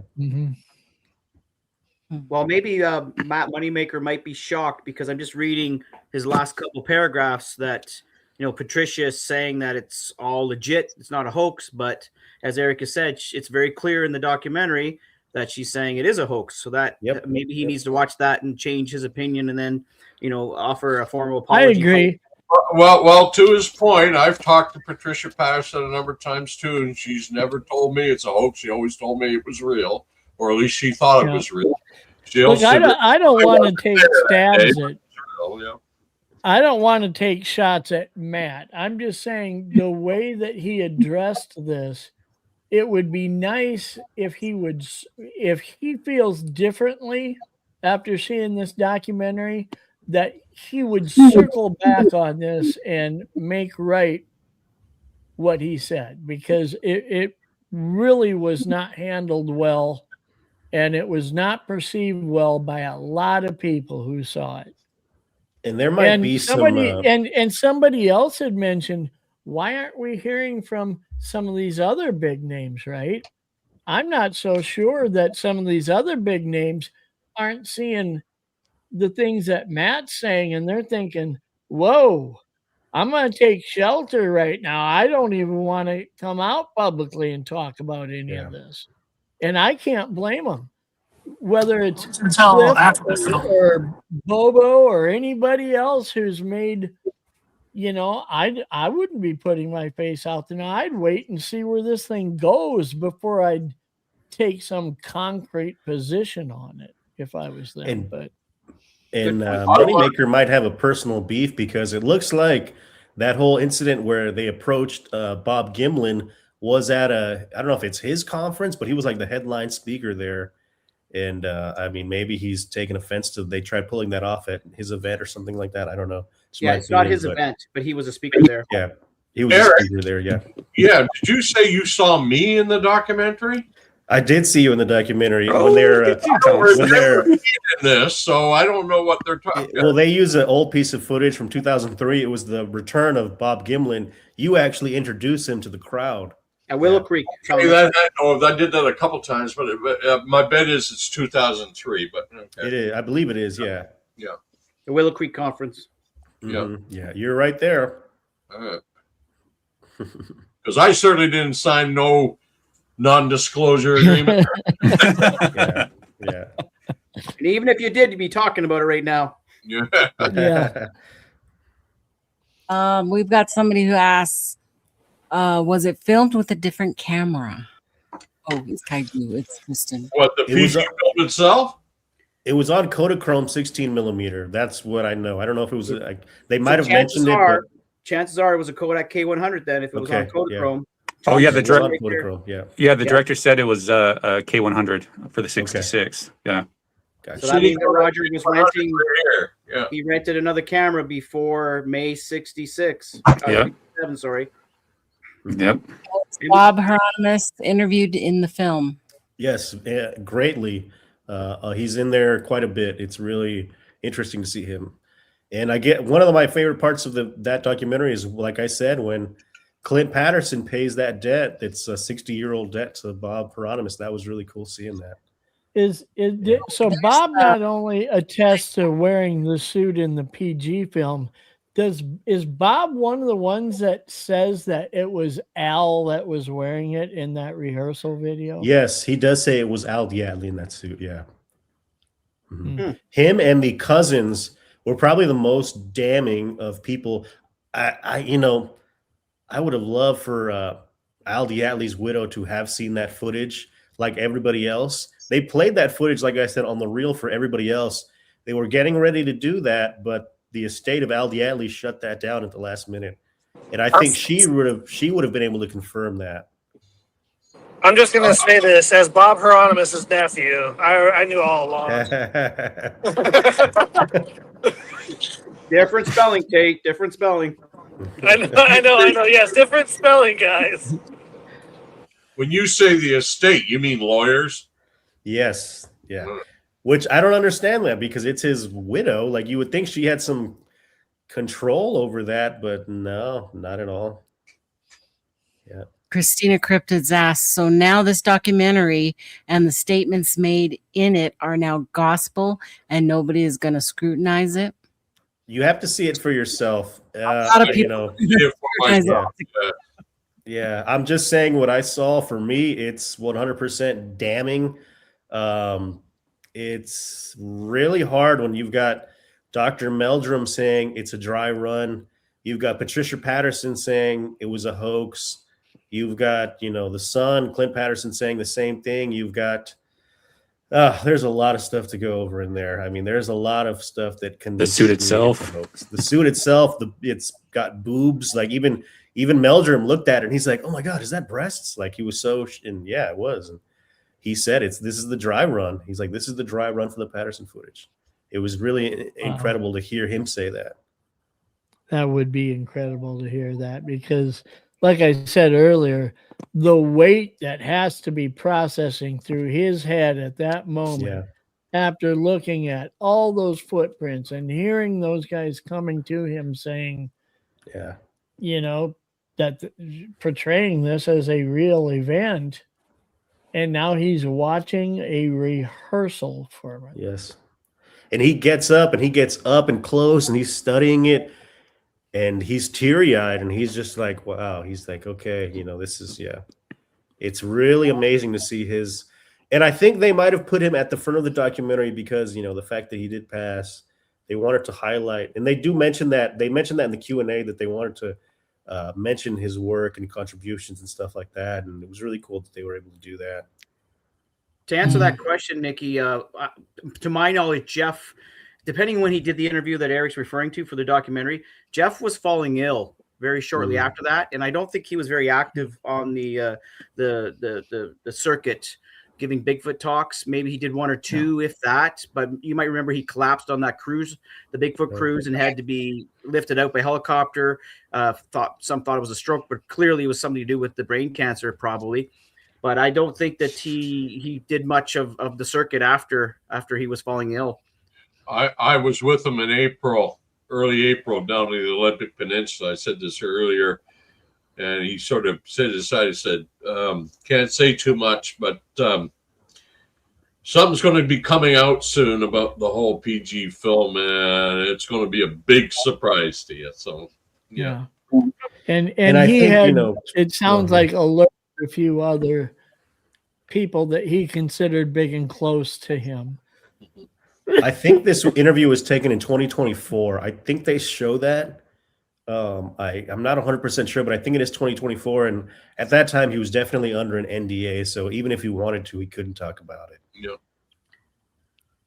What was the overall reaction from the crowd after it was over? It was pretty mesmerizing. They, the last 30 minutes, 25 minutes, they really hammer in this found footage. And everybody is kind of shocked. Even people that weren't really Bigfoot people. In line, there were a couple of people that were working there.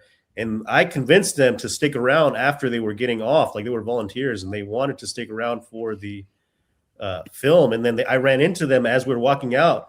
And they're like, "Oh my God, did you see that?" And I was like, "Yeah, what did you guys think?" And they're like, "That was incredible." Like, and one guy was basically saying, he was kind of saying how there has never been any, evidence or anything like that. Obviously not a Bigfoot person, but it was interesting to hear. You hear gasps. There were some gasps in there.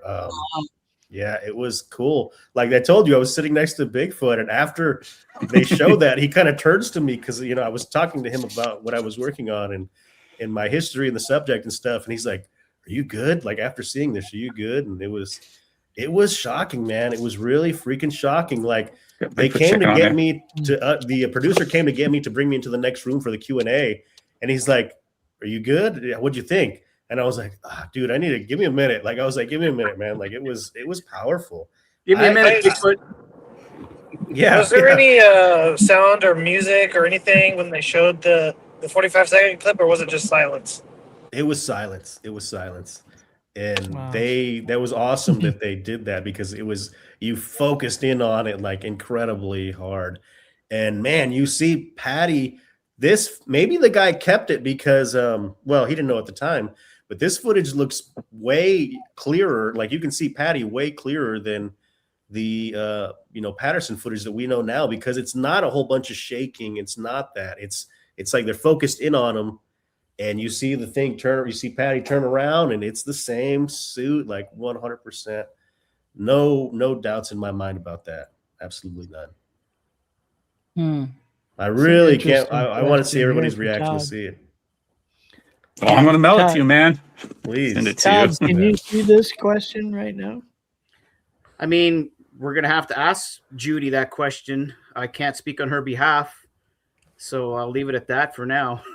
Sorry. Yeah, guys, and I would say don't be like those people that are harassing everybody right now. Don't be like them. Just, give them get a their chance space. to see the documentary when it comes out, and we'll go from there. I think that even if it ends up being a couple months until this documentary is made public, you're probably going to be hearing something from the Gimlin family as far as a statement. I mean, it just would make sense that they aren't going to sit there while their door's getting beat down. They're going to make some sort of a statement. It's just give it time and let it happen. The worst thing you can do is bang on the door and call them, because it's just going to spook them, and you'll never get a confession if that's what you're hoping Absolutely. for. That's a good point. Well, I think it's just a lot of his friends are calling him, asking him what's, if it's true and what's going on, because he was pretty beloved by the community, and I know here locally, like everybody loved him. I'm like really good friends with him, go camping with him all the time. I think he's going to need some time to process this. He's going to need a couple people who are close to him to help him kind of go through this in his head and figure out what's the right way to go. And if in fact he isn't even, in great health, I mean, how he feels, how his wife feels, you've got a couple different people there that have to make a decision together. I mean, you've got to give them time to process this and take a position. Yeah, I wanted to, did you want to put that back? So the reason why they went down to Bluff Creek was because the summer of '67 had some Bigfoot activity at the Blue Creek Mountains, Onion Ridge, Onion Lake? Onion Mountain. So there was tracks down there, or there was activity down there, and they probably were like, hey, let's go ahead and film down there since there's already reported activity. It would help boost their own credibility with the film. So personally, that's why I think they went down there. And Roger had been to that area prior. Laird Metal, and had cast tracks there before, so he knew the area. There was Steenberg last summer. It was a cool place. He knew the area. Curious Cryptid's right. He just posted. I think Russell Accord is going to be working very closely with the Gimlins to help them figure out how to navigate this. So, hopefully. Someone had a question for Eric too. I don't think we answered it. You called it up, Nikki, and I think it just disappeared. I think there was a question. I accidentally clicked it out. It just was asking if you think there's more on the cutting room floor that we didn't know about, type of thing. Yeah, there's definitely, in the Q&A, they mentioned a few scenes that didn't make it to the final cut, and they might include those later on. So I thought the question was specifically to 67 footage, wasn't it? Didn't it say something with 67? I think that's what it was referring to. Yeah. If there's more of the 67 footage, they didn't really go into detail about the 67 footage too much, honestly. That would have been burned in the fire. Well, no mention of the second film shot in '67, right? The one of the tracks and. They showed that at the beginning of the documentary, but they didn't really talk about it. It was like part of a montage they kind of showed. And the one showing Gimlin jumping off the log. Right? Yeah, like the exactly. Yeah, that's the one. Yeah. You saw that footage of him jumping off the log? I think it for decades. Yeah. I think they had a lot of like older footage that like stock footage that I've seen before on like documentaries and stuff like that. See, I saw the second roll that they shot that day only once. That was on an old show back in the late 60s, early 70s called You Asked For It. And the story was it was loaned to the BBC and it's been lost. So no one has other than that little clip Rennie DeHinden had of the tracks in the ground with one casting, it has never been seen by anybody.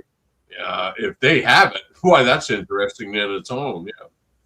I'm not 100% sure, but like I said, they were using a lot. It sounded familiar. They were using a lot of stock footage that I've seen before in other documentaries and stuff.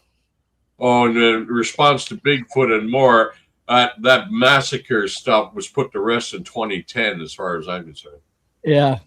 yeah. Yeah, What MK's going to do with that now?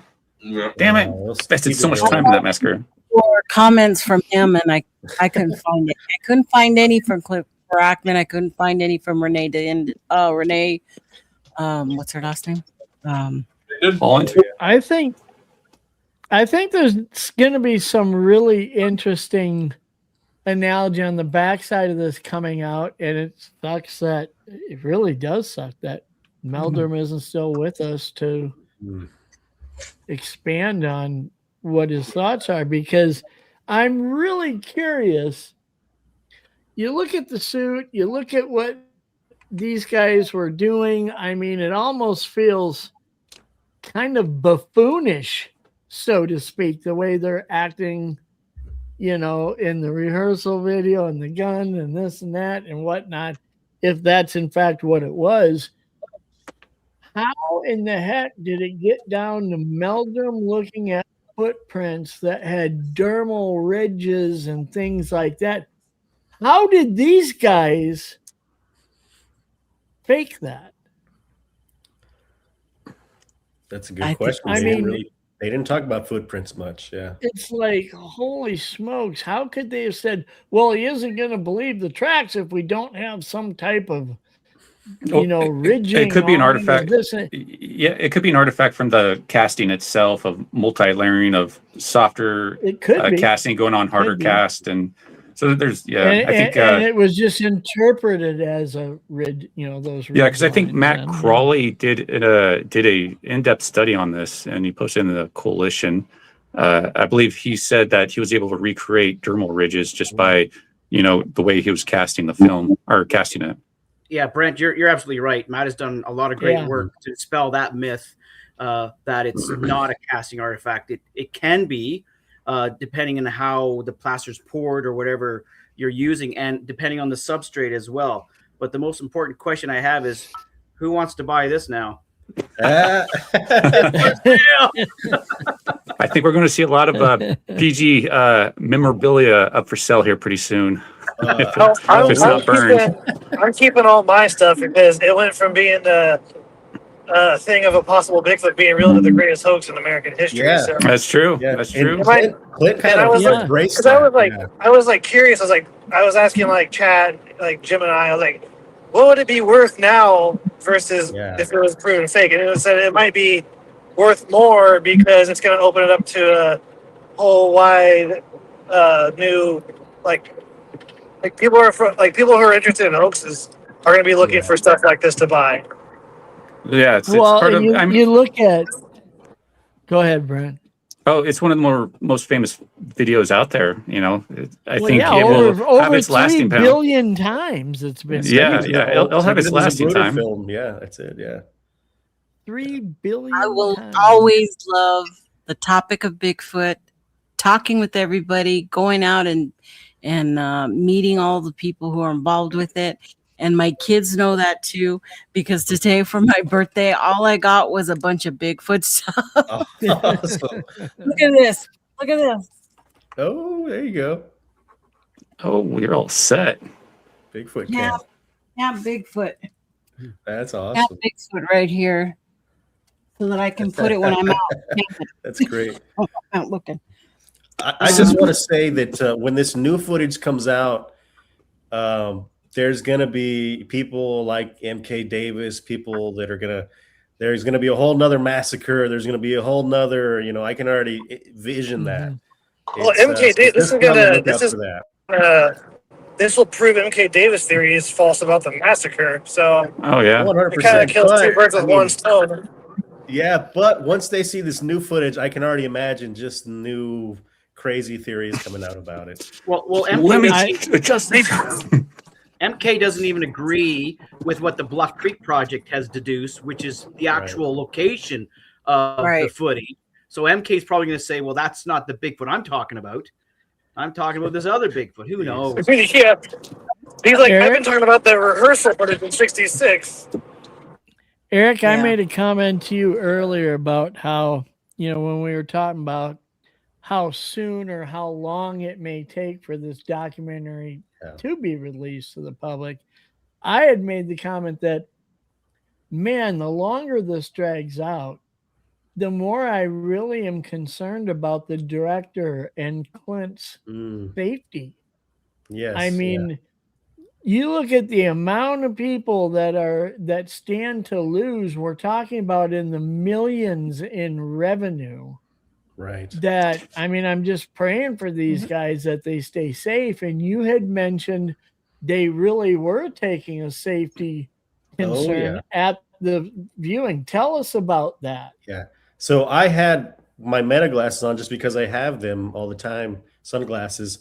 And this guy, Tamir, to the left of this image right here, he was incredibly nice and stuff. And like these guys walked up to me in the line because they knew I was live streaming and they wanted to know how the community was reacting. They wanted to know this. So they came up to me and, they chatted a little bit with us on the live stream there. But Tamir walked me inside and said, hey, I'm glad you're in here. Whatever. We got to be really careful about this footage. I'm going to take your meta glasses. And I was like, okay, that's totally cool. And they had other people in the building looking out for phones. They did have a pretty big security. That might have been just because of the stuff that's been happening in Austin, but I think it was definitely probably because of the sensitive matter in the film here for sure. But they were taking it seriously. I saw them confiscate some backpacks. People were had to check in their backpacks and stuff like that. I'm surprised they didn't confiscate phones because at a lot of premieres they were confiscating phones. They didn't do that for this one, but they did have a lot of people standing around in the theaters, just keeping an eye on people for sure. Well, when you consider exposing this as a hoax, you're talking about slaughtering a pretty huge sacred cow here to a lot of people who have built careers on this phenomena. And I hope that between now and these guys getting this released so that at least people can fairly see it and draw their own conclusions, which I think all of us are encouraging everybody to. Yes, go out and see it. Go out and see it. Not just safe and they're able to get it done. It's an incredible documentary. I want everybody to see it. And they know about the stuff that's being said about them online. They know about it. And they told me how they felt about that. They mentioned some names, and I'm not going to repeat what they said, but they know about it. They know what the community is going through right now. And they didn't mean to cause any type of turmoil. They just wanted to. It's a good story. It's out there. Yeah, it's an incredible story, and people need to go and see this. And it's not going to come out on Thursday on Plex. We know that. The director has confirmed that. But I do hope it comes out soon, and I hope there's going to be a lot of fanfare, I think, when it comes out, just because you're hearing it from me. Who am I? I'm a nobody.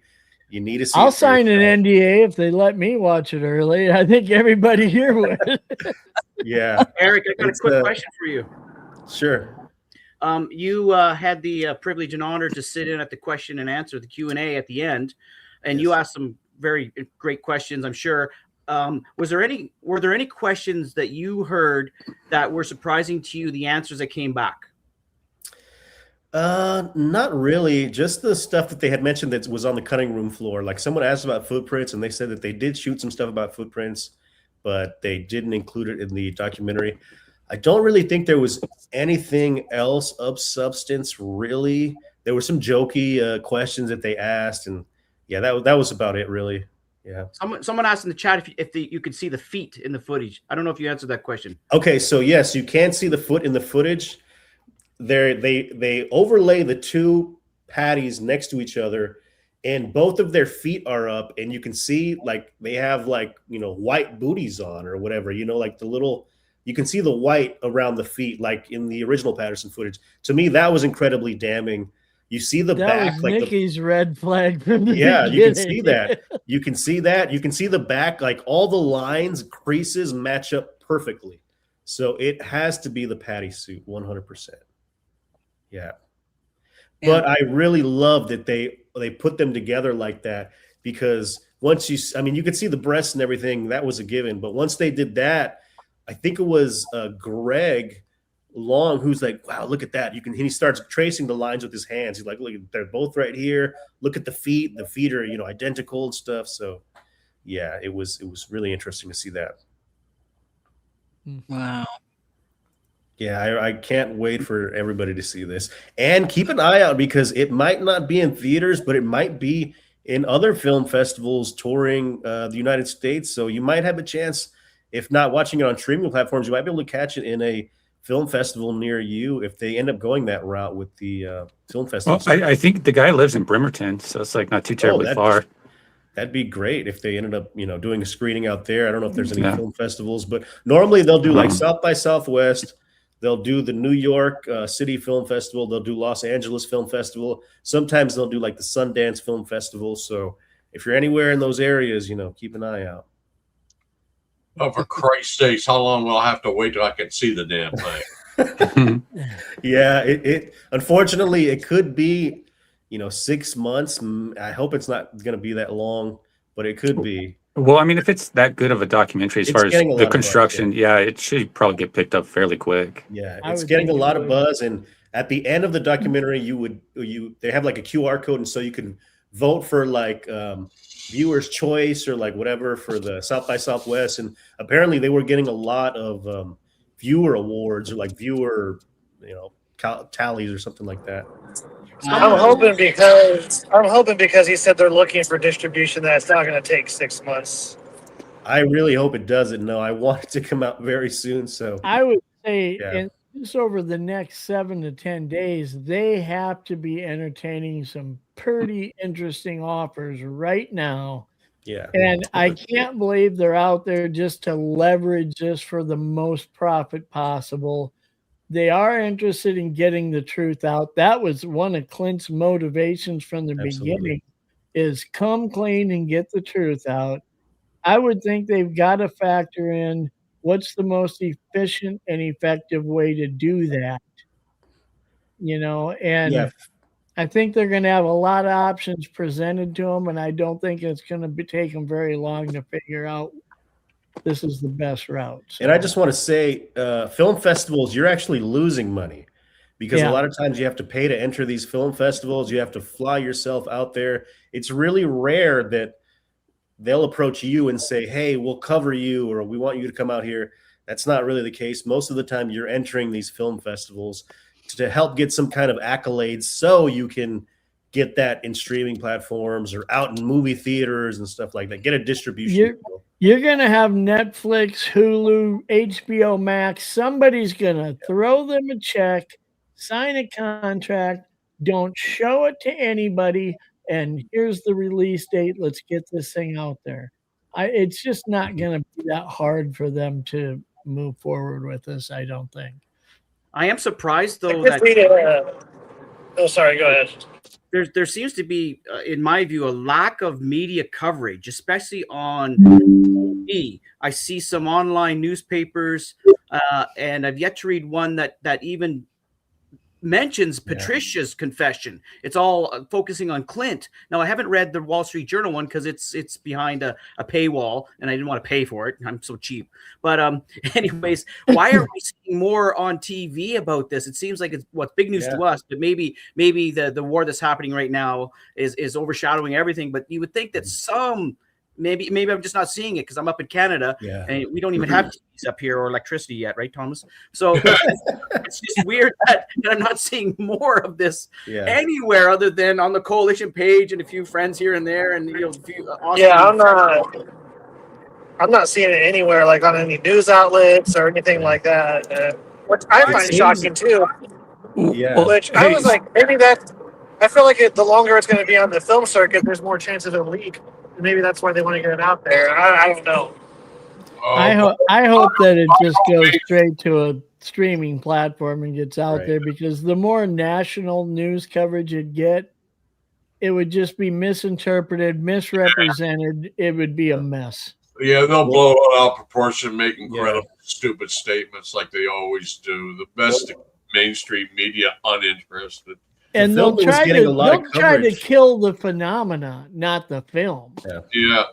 The film that was getting a lot of coverage was the Steven Spielberg documentary. So that might have not documentary, but film. That might That's have pretty good. overshadowed this one. Yeah.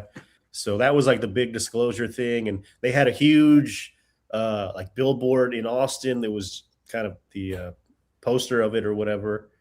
But I'm yeah, just hopefully surprised it'll that get the out media really hasn't soon. latched onto it. You know, the Spielberg thing is a different market, but Yeah. you know, like Bigfoot, it's always been in the news. The golden years, that ship has sailed, but it's always been in the news here and there. And as someone said, a close associate of Thomas's and I, who shall remain nameless, said, "Look at the ruckus that the Wallace family claim made back in 2000, whatever, like that went national, international, and you would think a confession by Roger's widow would be headline news too. You would think." Yeah. The other thing I'm just thinking kind of now as personally living in Austin, everybody thought this year was going to be the last year of South by Southwest. And that might have been that a lot of these media organizations didn't want to get involved too much because they thought it was going to be over. So they weren't sending a lot of, media out here. And South by Southwest actually had to come out saying, no, we're not going anywhere. We're doing this next year. And this year's turnout was actually, they did not anticipate this many people being out there. Because last year it was almost dead. For those that aren't familiar, I mean, South by Southwest has 120 featured films and documentaries entered into this over a 7-day period? Yes, yeah, okay. Exactly. And on top of that, there's like another 200 independently made short film stuff.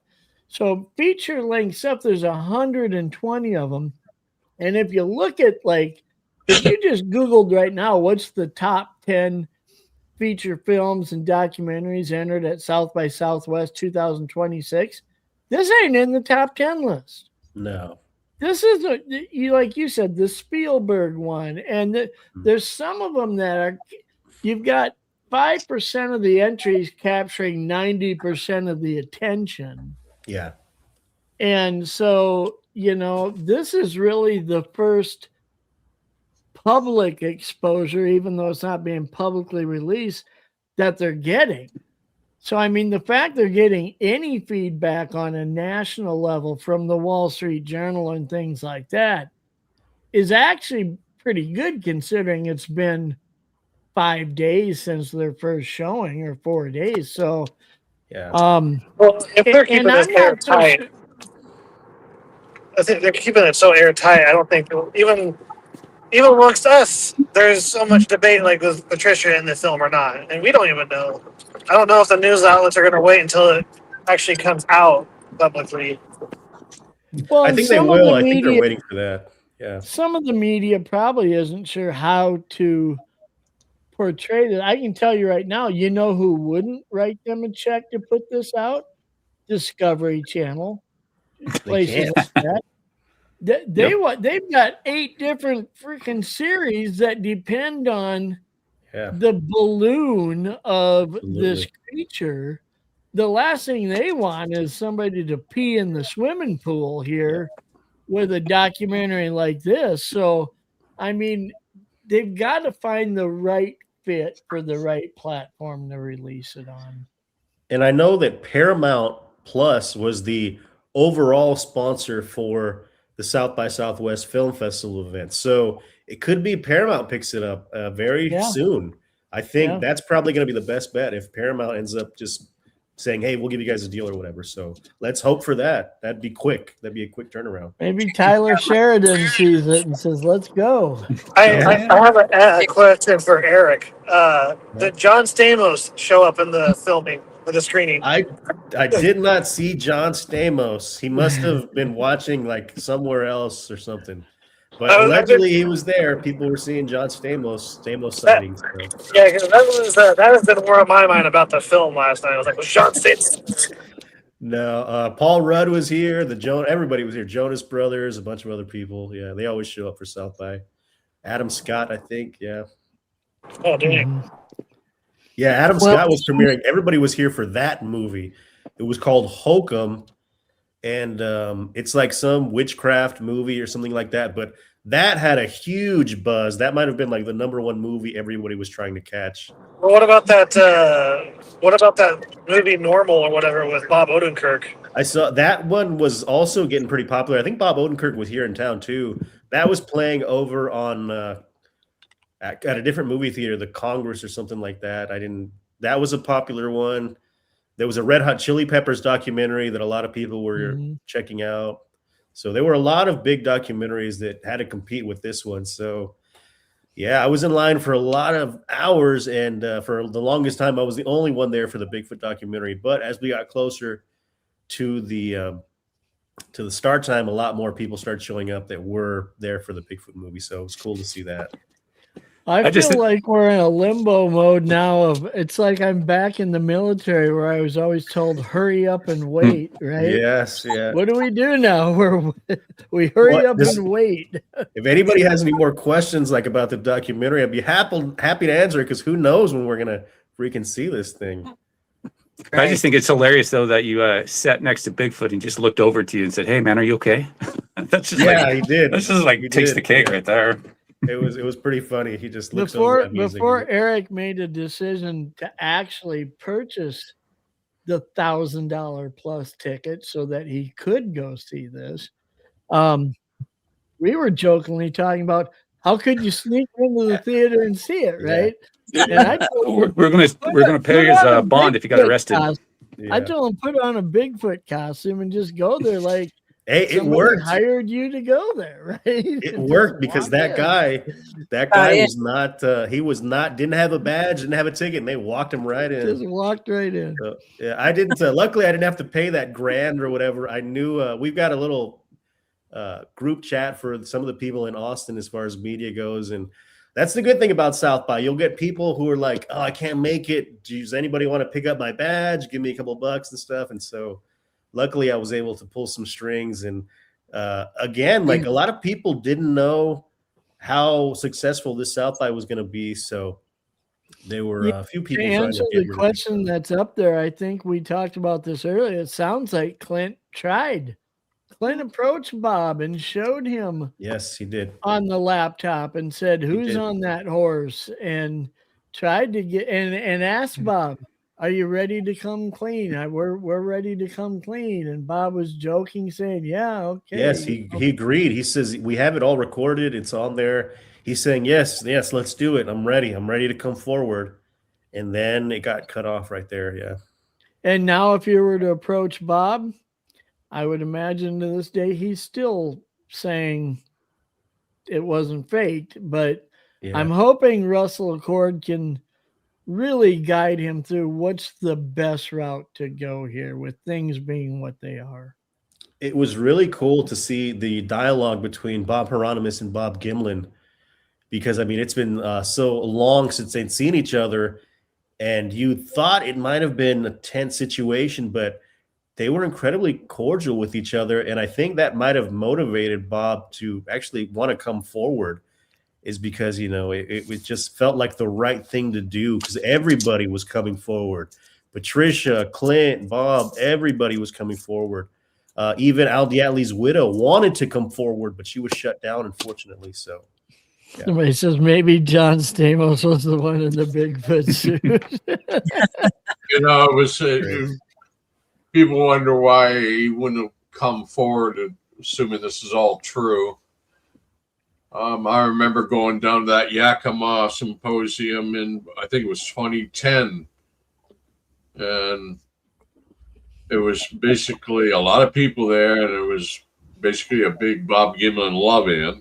And I think I said at the time, I said, if he was involved in anything, he's never going to come clean now, because he'd be breaking too many hearts. It's like, I it was there. He gave me that. I don't know if you can see behind me a piece of cowboy art I got hanging on the wall. I don't know, man. It's like I said, we need to know the truth. This is a good thing, but boy, is it a kick in the crotch. Thomas, that would have been 2014 when we carpooled with Chris Murphy. When? 2014 when we carpooled with Chris No, Murphy. this was like in a barn in a ranch in Yakima. It was before that. Yeah. Okay. It was another. I went down there. I was driving my little Suzuki Samurai back then before I crashed it. And I went down there by myself, and it's just so. It's interesting. Somebody had mentioned in the comments earlier that Meldrum, quite a while ago, had been asked, "What do you think this could be a hoax?" When they were asked about the PG film, and his response was, if the PG film's a hoax, it's the best pulled off hoax ever in the history of anything. I think I said that, didn't I? And now all of a sudden, here he is on film saying this appears to be a rehearsal for a hoax. Yes. Yeah. Right. I can't wait for everybody to see this. I can't wait. I really want to see. I think it's time to bring this to a close. I don't mean to cut anybody off, but I've really got to end this. We can pressure the producers and say, we're going to live stream until you choose to release this publicly. Hunger strike or something? Yeah. Golly. They will. It's going to come out, and everybody can make up their mind on how they feel about it. Exactly, yeah. Until then, be nice. Be nice. Yeah, anybody know where Matt Moneybaker is? We got to get his location. Make sure everybody's the director and the producer's safe. Okay, I get to see him go feral.